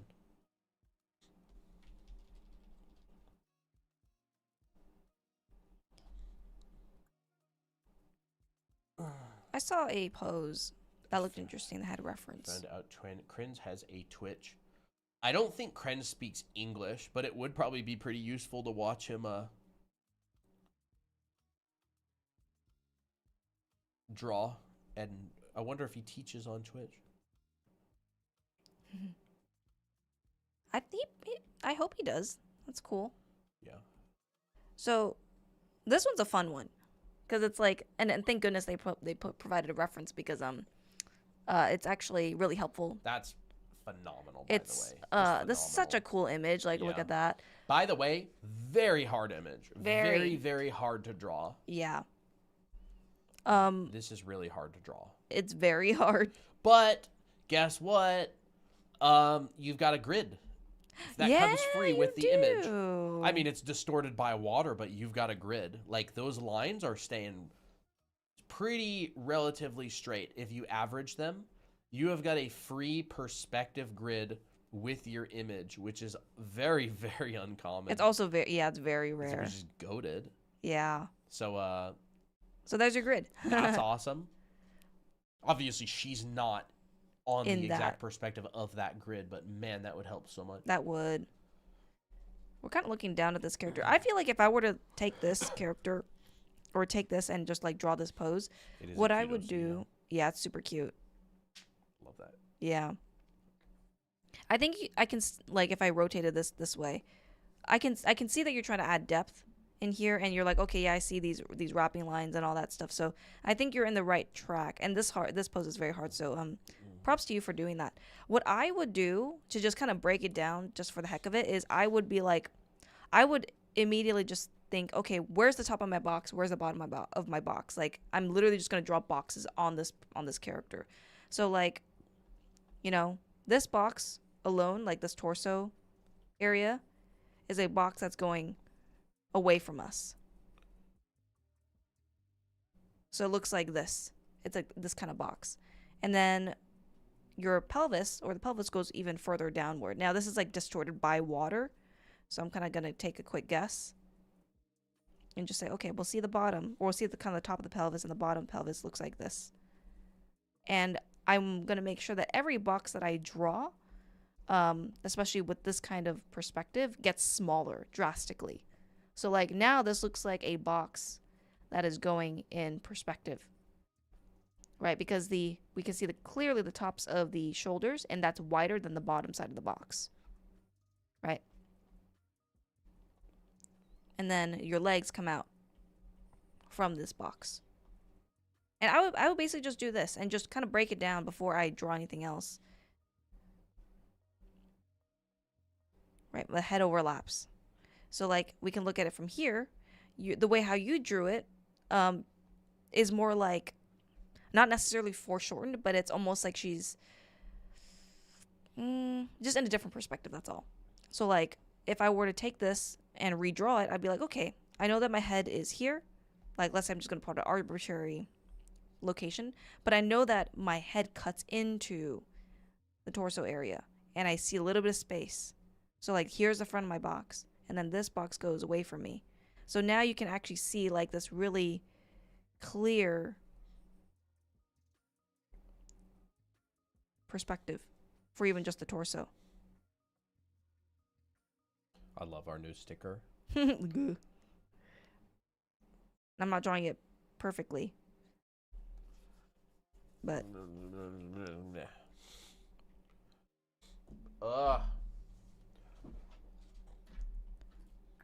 like that's what I would try to do. Is like I would just simplify into a box like that, and I would just connect forms, and I would just reverse engineer it. You know, I maybe have made the head a bit too small. Who made the sticker? Christina. Me. She made the G. Well, it was Colton's idea, and then I just drew it. It's so good, isn't it? Yeah. Miki G. You can just imagine she's like, she just got done with like 2 hours of TikTok, and someone tried to talk to her, and she's like, like one of those goats. Yep. You know, you ever notice how goats just like scream? Like they literally straight up scream, just unprompted. Isn't that like how the character in the book that you're listening to is like too? Yeah, they just randomly scream. There is a goat in the book. He became like intelligent, but he's still a goat, so he'll just like be. He's like a little crybaby. Oh my gosh. He's like, I'm sorry that I questioned your ability to. I don't remember what it was, like disarm traps. And they're like, okay, now you apologize to him. I'm sorry that I hugged each other. Super silly.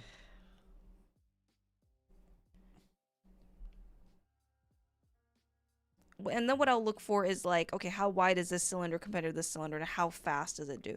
So like, I don't have to go and, you know, I mean, obviously I would draw the grid, but I don't have to like go like, like get super nitpicky about it. I'm just like, okay, I'm just gonna see the boxes. That could help. Yeah, and also like practicing combining forms as well is really helpful. You know, the thing that sucks is that we're sick. I think you're probably getting sick. I think I'm getting sick. Because I'm sick, I can't visit my parents for New Year's. Aww. Because all my cousins are visiting. And you don't want to get them sick.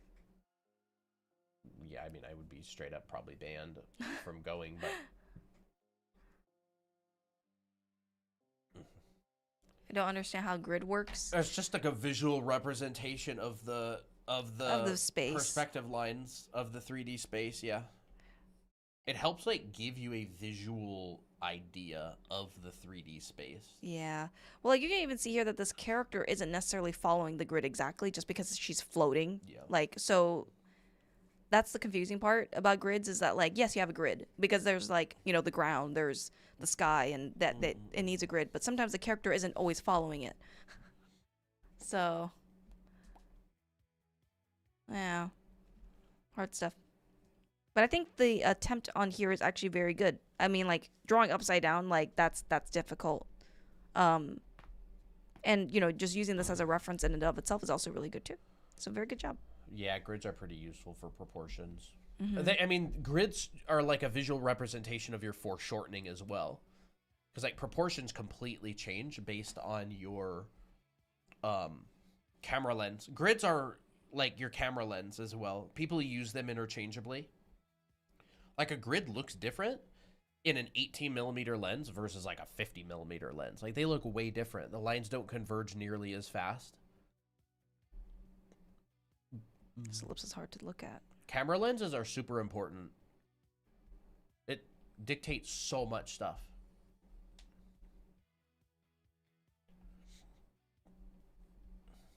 You're both sick.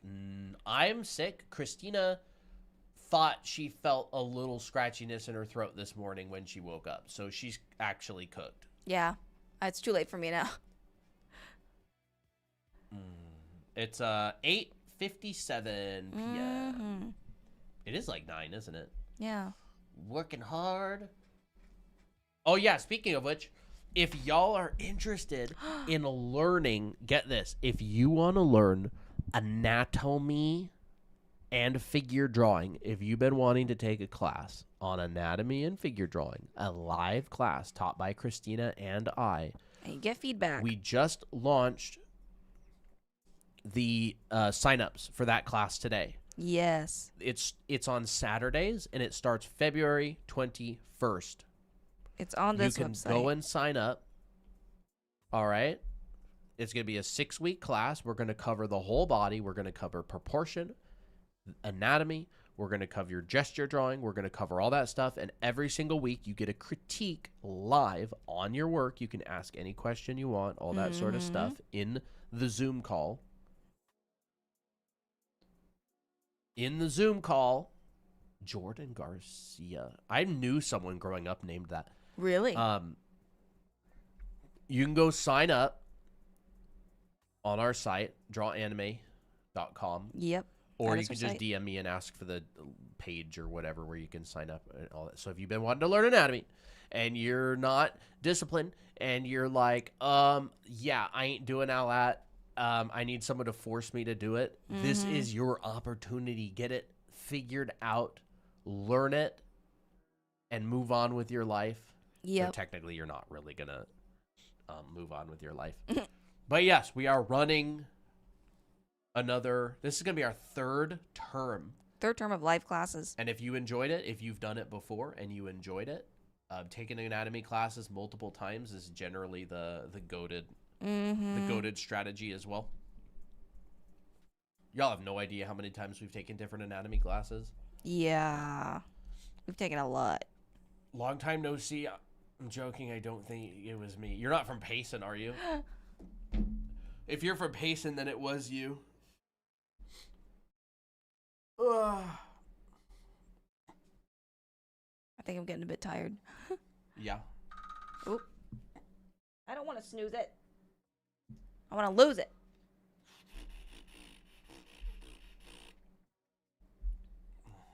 Long time no.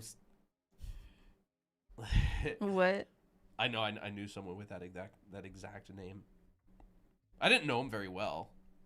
Milwaukee, Wisconsin. Oh, okay. Denver. See, that's the thing. I would believe he lived in Denver now. I have a lot of friends that moved to Denver. The Perrys, like a lot of them moved to Denver. Oh, really? I didn't know that. The Perrys. They're so funny. Are you guys doing live critiques today? Yes. Yeah. It's like whatever kind of we feel like. It's not some super organized live critique session where we're like, okay, I'm gonna set a timer for 5 minutes To critique. and we're gonna get through everyone. No, screw that. I don't want to do that. I want to do whatever I feel like doing. Yeah. Well, we stream whatever we feel like, so. Maybe you will run into him. It's funny. Where should I start environmental concept art? I'm confused on how to use references and shapes and good character design. It's same like that. Environmental concept art. I would take a class at like Brainstorm or something. Brainstorm school. You can Google that. They've got classes. Concept art is a design job. So like, where would you start with environmental concept art? Is start by understanding exactly what it is, which is it's a design job. Like you design and draw worlds that don't exist under specs, like a specific like specification. That's what I did professionally for a long time. I was an environment concept artist, and so it's a really specific job. Well, I know that, but I make sounds as if I'm like, oh wow, I didn't know that. Oh. Ah. Just sound effects, I guess. You're a designer. You need to be good at drawing. I'm gonna actually bring some concept artists onto the channel for interviews in the future, but go take some classes, like brainstorm or something. You know, you'll obviously want to learn foundation. Like, you need to learn perspective. You need to, learn the basics of painting. You need to learn design, shape language, form language, how to use references, all that kind of stuff. I think it's a design. It's all design, but like they use drawing as a tool or 3D. Can I show Miki interior drawing to the gang? Yeah, sure. Yes. I'm totally fine with that. I've been getting some quotes on mouse pads. We're gonna get like a big mouse pad. It's gonna be like 30 something inches, like 32 inches by like 19 inches or something. It's gonna cover like a big chunk of the desk here. Because his current mouse pad is super, super tiny. Yeah, I can find like the preview image that they sent me. Here it is. Yeah, they sent me like a little preview image of it. This is what it's probably gonna look like. That's so cool. Miki and Tira. Mm-hmm. Yeah, I had to crop it in. But we're gonna get a big mouse pad for this streaming PC. It and that's looks really good. That's the piece. I love her like golden hair. It's just so good. Golden brown. Golden brown. What's that? Where'd that come from? I don't know. It just felt right.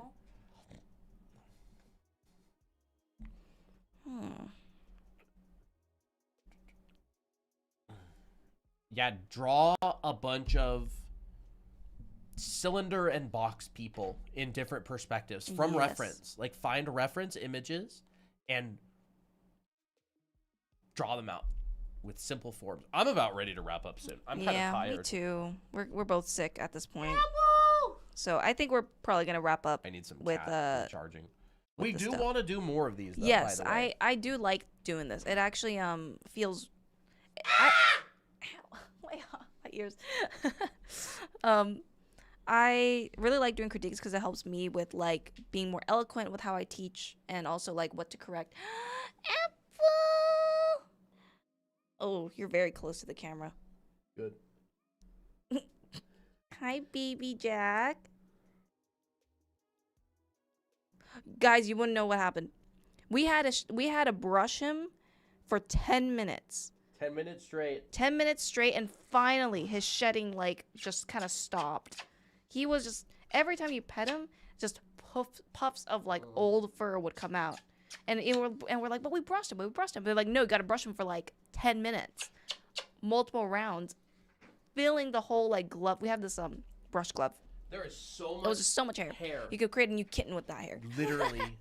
Literally an entire cat came out of Applejack. Yeah.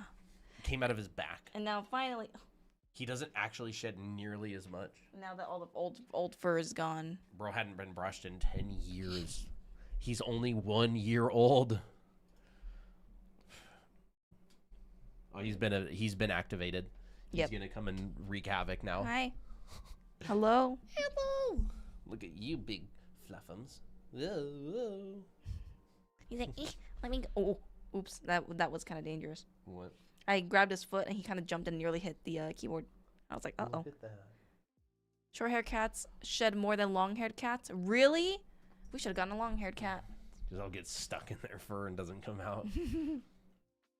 Is the cat for sale? No. $1 million for 5 minutes with him. Oh, yeah. You can rent a cat. Rent a cat. Rent a cat. I wonder what Toby's up to. I don't know what he's up to. We did a lot of critiques today. Yeah.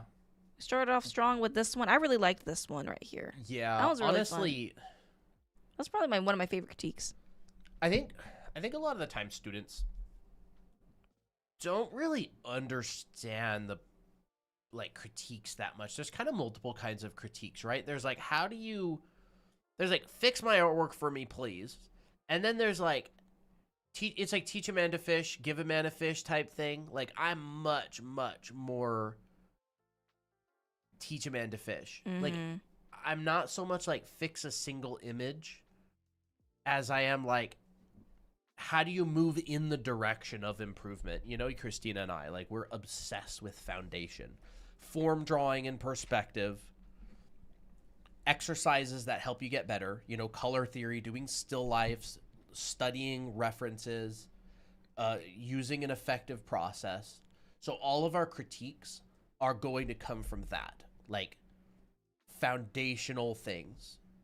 I don't like just fixing, quote, you know, fixing an artwork and just giving it back. Like, I don't think that helps people really. You know, there's obviously an infinite number of ways you can take a singular artwork, and there is no wrong direction. That's why it's so important to know what the intention is. Yeah.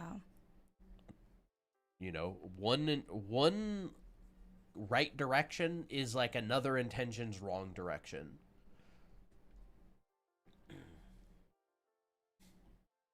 Duplicate this. Boop.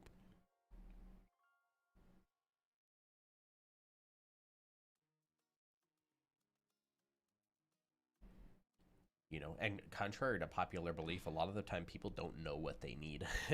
People actually don't know what they need to get better. That's why mentors and classes exist. Like, if people knew exactly what they needed to do to get better, like, They'd be doing it. Need advice. Like, you don't know what you don't know. Like, people will be like, I need to study anatomy. That is rarely, and I mean almost never, what people need. Almost never what people need to improve is to just straight up study anatomy.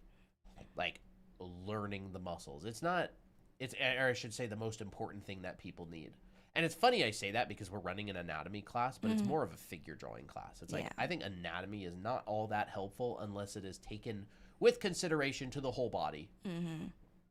But at the same time, some people would say what Christina's doing right now is anatomy. It's not. But No, some people would say it. It's like simplified construction.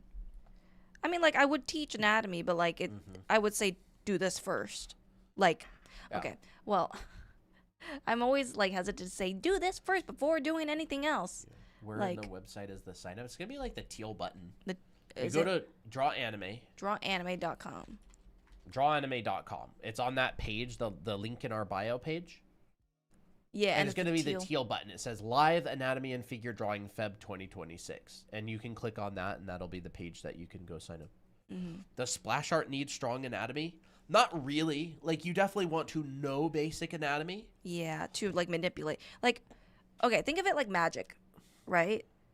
Splash art needs, like, different elements combined together. But you need to know, like, the individual elements, like fire, earth, water, etc., like, pretty well in order to combine them.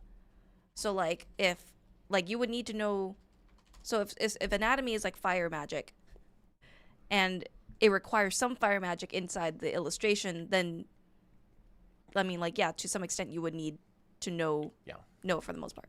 I interviewed this guy on my old YouTube channel. This guy's he makes splash art for Riot. Illustrator at Riot Games. Maybe I'll get him on. That wasn't back in like 2018 or something. I'm gonna get him on again at some point probably. So good. But I interviewed this guy on our channel. He was Buren's art director. This was the thumbnail for the YouTube video. Oh. He ended up getting hired at Riot as a splash that's a nice artist. one. I like that one. Yeah. But maybe I'll reach out again and see if he'll come on with another interview. He was my buddy's art director when we ran a YouTube channel together. So, like,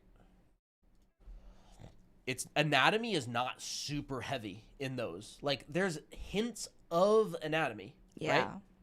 Like maybe 40%. Like, let's just take a look at an artwork and see how much anatomy we actually see, right? Here's an artwork. Splash art. How much anatomy do we actually see in this piece, right? All right, I see a clavicle here. Here's a clavicle. Here's the deltoid. The deltoid. Deltoid. clavicle. Here's the sternocleidomastoid. Here's a little bit of the traps coming down here. Here's a little bit of that coming back around the other side, the sternocleidomastoid, right? Here's a little hint of the deltoid. Booby. I don't know if that's considered anatomy. I guess it is. Yeah, I Tiny, mean, tiny little bit. And, oh.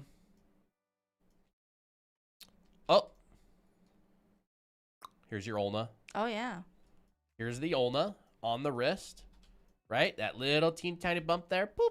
Ulna. And, you know, here's a hand. There's a little bit of anatomy on there. We got this. And, Some thigh, I guess. that's about it. That's pretty much all the anatomy in this splash art. Right? Obviously, you have the planes of the face. Keystone. Here's, you know, the nose. This is just a really, really simple form. Cheekbone coming down here. Mm-hmm. There's the chin. Forehead. Not a lot of anatomy. There's, like, pretty much just planes. It's Like, planes, yeah. you know, Forms. form and planes. Like, this is kind of like a bit of a cylinder. Right? This is a plane. This is a little bit of a sphere. Mm-hmm. Not a lot of anatomy. This is splash art from Riot. Like, a little bit of clothing drawing, tension and compression. That's not anatomy. Root. Whoa. It's a cool piece. Okay. Let's look at like another piece, right? Let's go find another piece. This one's got a little bit more, That one's cool. Oh, that one's super cool. right? Well, here's deltoid. Like, definitely can see that deltoid there, right? You've got a bit of the bicep and like the coracobrachialis, whatever, but you can't see it. It's just like, here's the bicep, right? Mhm. Here's that pec, or Yep. pec and deltoid kind of blend Pec together. and deltoid. So that's like a combined form, right? You have like the latissimus dorsi coming up underneath of here. And there's other muscles, but you can't see them, right? It's grouped into a shape. It's grouped into one form. Mhm. Here's a little bit of the back of that deltoid. You know, this is the underside. So like, oh, teeny tiny bit of Bicep. an indication of the tricep on Oh, the yeah, bottom of tricep. the arm. Teeny tiny bit of an indication of the elbow. Here's that overlap. But as far as I'm concerned, like, there's not really a lot of anatomy. Like, this piece is way more about The flow of this. the gesture. The this action. piece is way more about this than it is the deltoid, right? This piece is way more about the overall flow, the lighting. Like, look, it's low key. Ooh. It's a very, very dark piece with a little bit of light here and a little bit of light here and this really strong red focal point. It's almost monochromatic. It's like you've got blue and red and Some gray a tones. little bit of like goldish brown type deal, but it's like pretty much two colors plus an accent. But I would not say this is like super anatomy heavy. There's like a bit of the shoulder area and arm area, right? A little bit in the hand and that sort of thing. Like, this is not an anatomy textbook, right? This is not like a bodybuilder. Who did this? This is Terrence Cantal, illustrator at Riot. This guy. I interviewed him on my old YouTube channel. I'll try to get him back on sometime on our Anime Academy channel. I'm sure he would. This is not anatomy heavy at all. Nope. That's cute.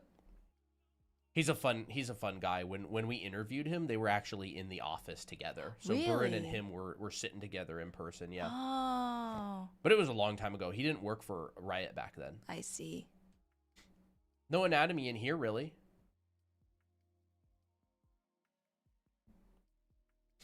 So, like, does he know anatomy? Yes, absolutely. Is it the primary focus of these artworks? Not at all. Can you find and you better believe at Riot, they've got really, really good ability to make good reference, right?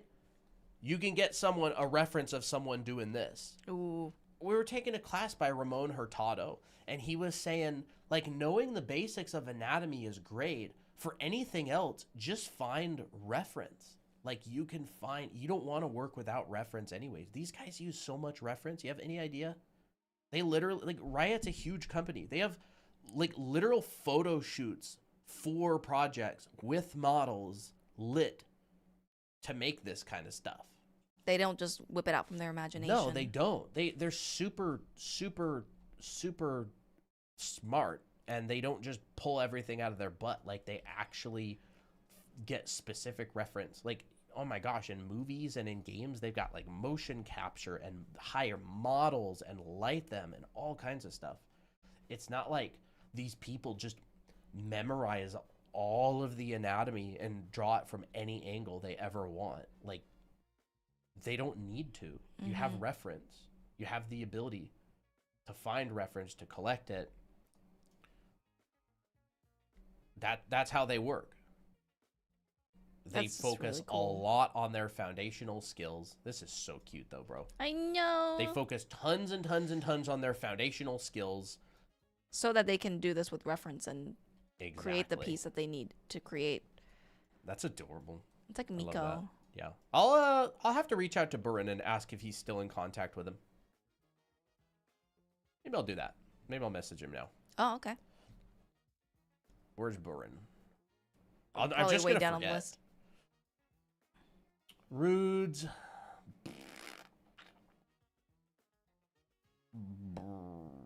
BRB. There he is. Are you still in contact with... What's his name exactly? Is it one R or two? T-E-R-E-N-C.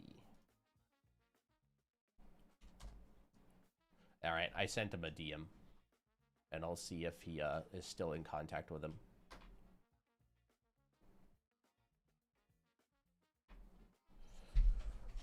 Oh. It is cute, isn't it? A little frog hat and everything. Oh my gosh, what the heck is that, dude? Rain Shepherd. Finally got to paint my main. What is that anyways? What is it from? League of Legends? Is that it? No, I don't know. I don't play any of those games.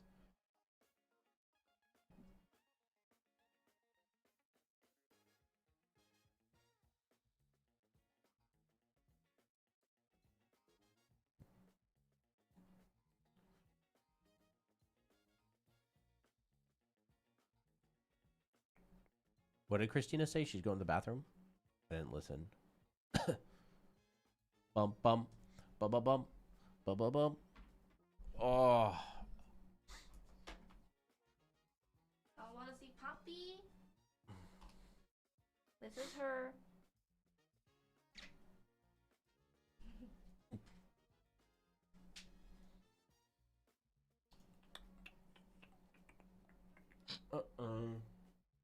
Hi. Hi there. You don't like that.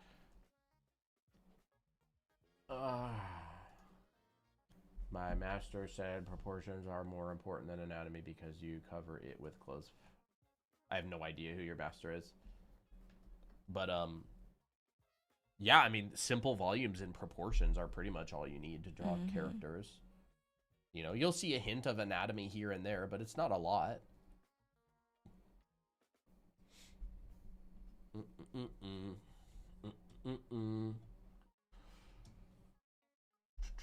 So much art you want to draw, but not enough time. Hey, no big rush. You can just draw it over a long period of time. You don't need to get it done as fast as possible. I mean, maybe you do. I don't know. Maybe there's like someone in your house who's like, You have to do "You're it. gonna die if you don't make this art." Ransom. Yeah. Honestly, if like people in the Discord server lived here, that's what I would say. I'd be like, you're gonna die if you don't make Miki fan art. That's probably how they feel. Maybe that's how The it is Miki for you. coercion. Maybe it's just like Christina draw making. Yeah. Hey, I hate how social media wants you to improve so fast. Yeah. Or Social media is like the most toxic they thing expect. for artists ever. Yeah. It creates all of these delusions that aren't even remotely true. Everything's just a party trick. Everything's a lie. Everything's a lie. It's all deception. They encourage you to focus on the wrong things. Social media is not designed for a healthy brain. Yeah. It is not. Social media was never made with you and your mental health in mind. It was made to generate revenue by keeping people online longer. Like, that is the whole point of social media. They generate money by keeping you online all the time. And the longer they can keep you online, the more money they make. That's it. Mhm. That's the whole point of social media. It has no vested interest in you or your health or your mentality or your improvement or anything. It solely exists to make money. It is a business. That doesn't mean you shouldn't use it at all ever, but like, you should definitely come from a point of understanding that's what it's designed for, and you cannot fill Your worth or those needs. Yeah, you can't fill a hole with the wrong shape, and social media only fills a certain kind of shape.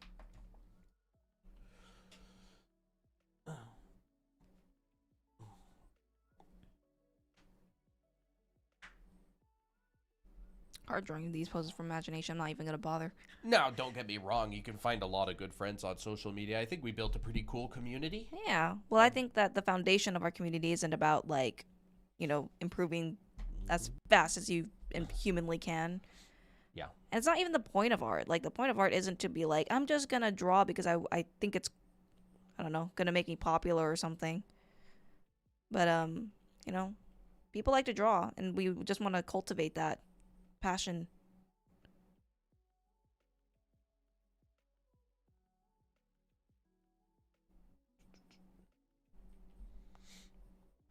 Yeah, Kinda like, close. we're never gonna, and that's not even a battle that I want to fight. Like, I don't Yeah. want to argue that people should never go on social media. Like, they do. I mean, they're already on it. Yeah. There's no point in fighting it. We basically just want to create a culture that's helpful and encouraging and realistic and fun on social media. Yeah.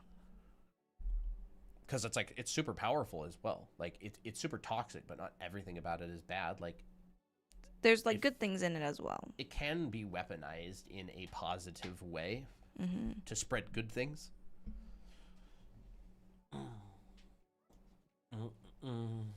I'm a little intimidated trying to make art friends. Hey, we're your art friends now.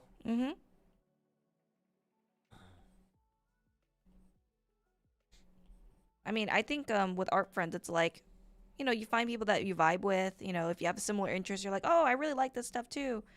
Or like, oh my gosh, I mean, complimenting works great. People draw together. I mean, yeah.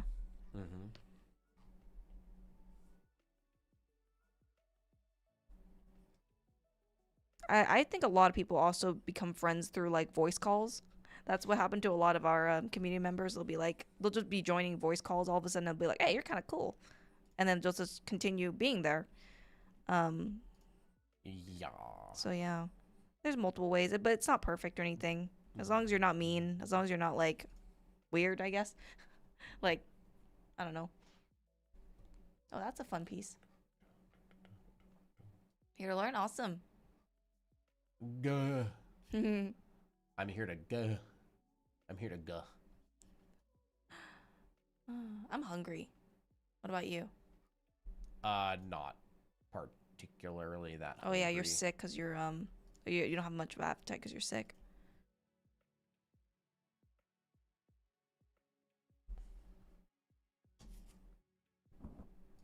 Guh.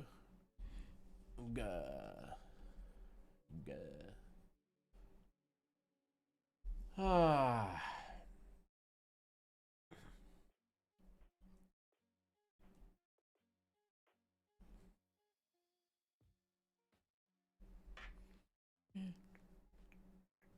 Boom, boom, boom, boom, boom. Ba, ba, boom, boom. Nothing tastes good when you're sick. Yeah. I would say the worst is when you have a stuffy nose and you can't taste anything. So annoying.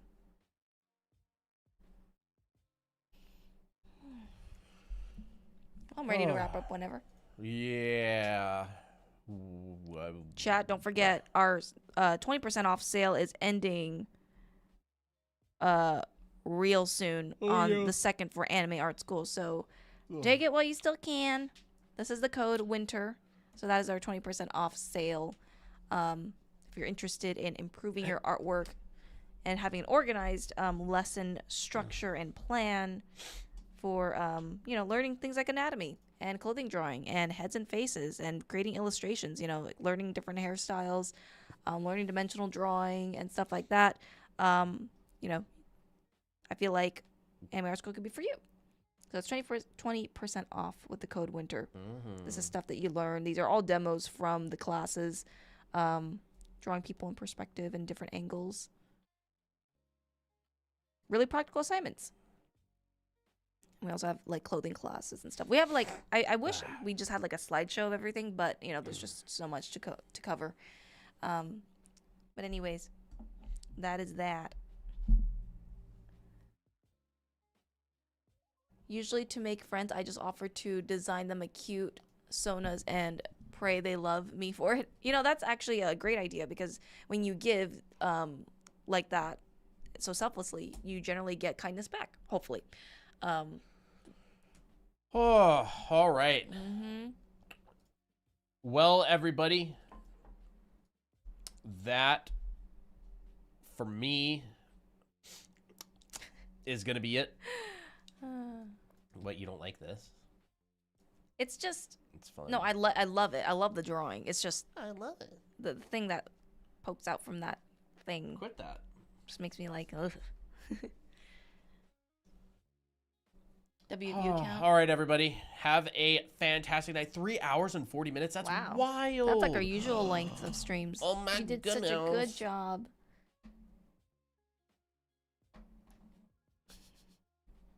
All right, everybody. Have a great night. We're going to be going... Wait, tomorrow is the 31st.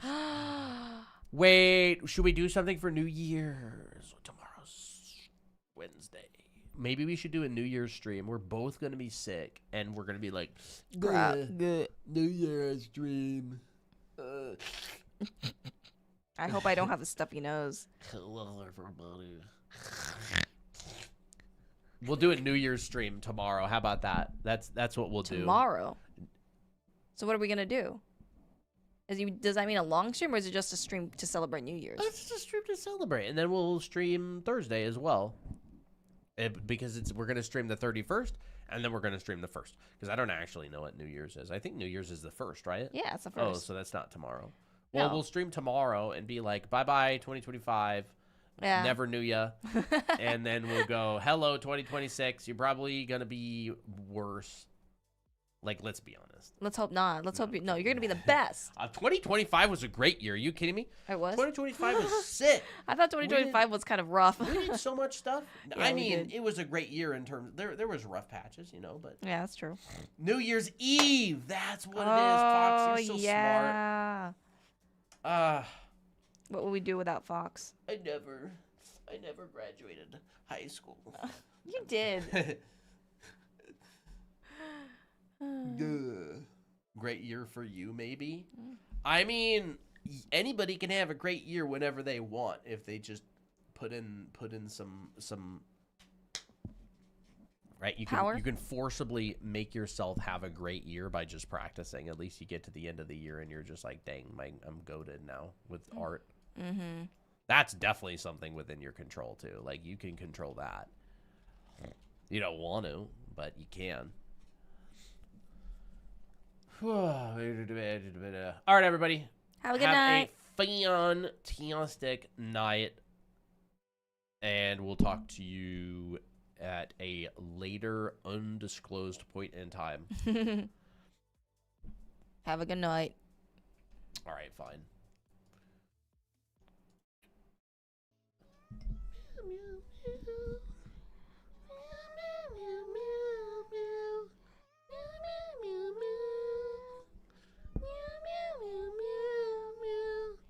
Goodbye, chat. Your silly throat voice. Bye. I know, I'm so just Stuffy. bye, chat. Bye, chat. All right, bye, YouTube. Bye-bye.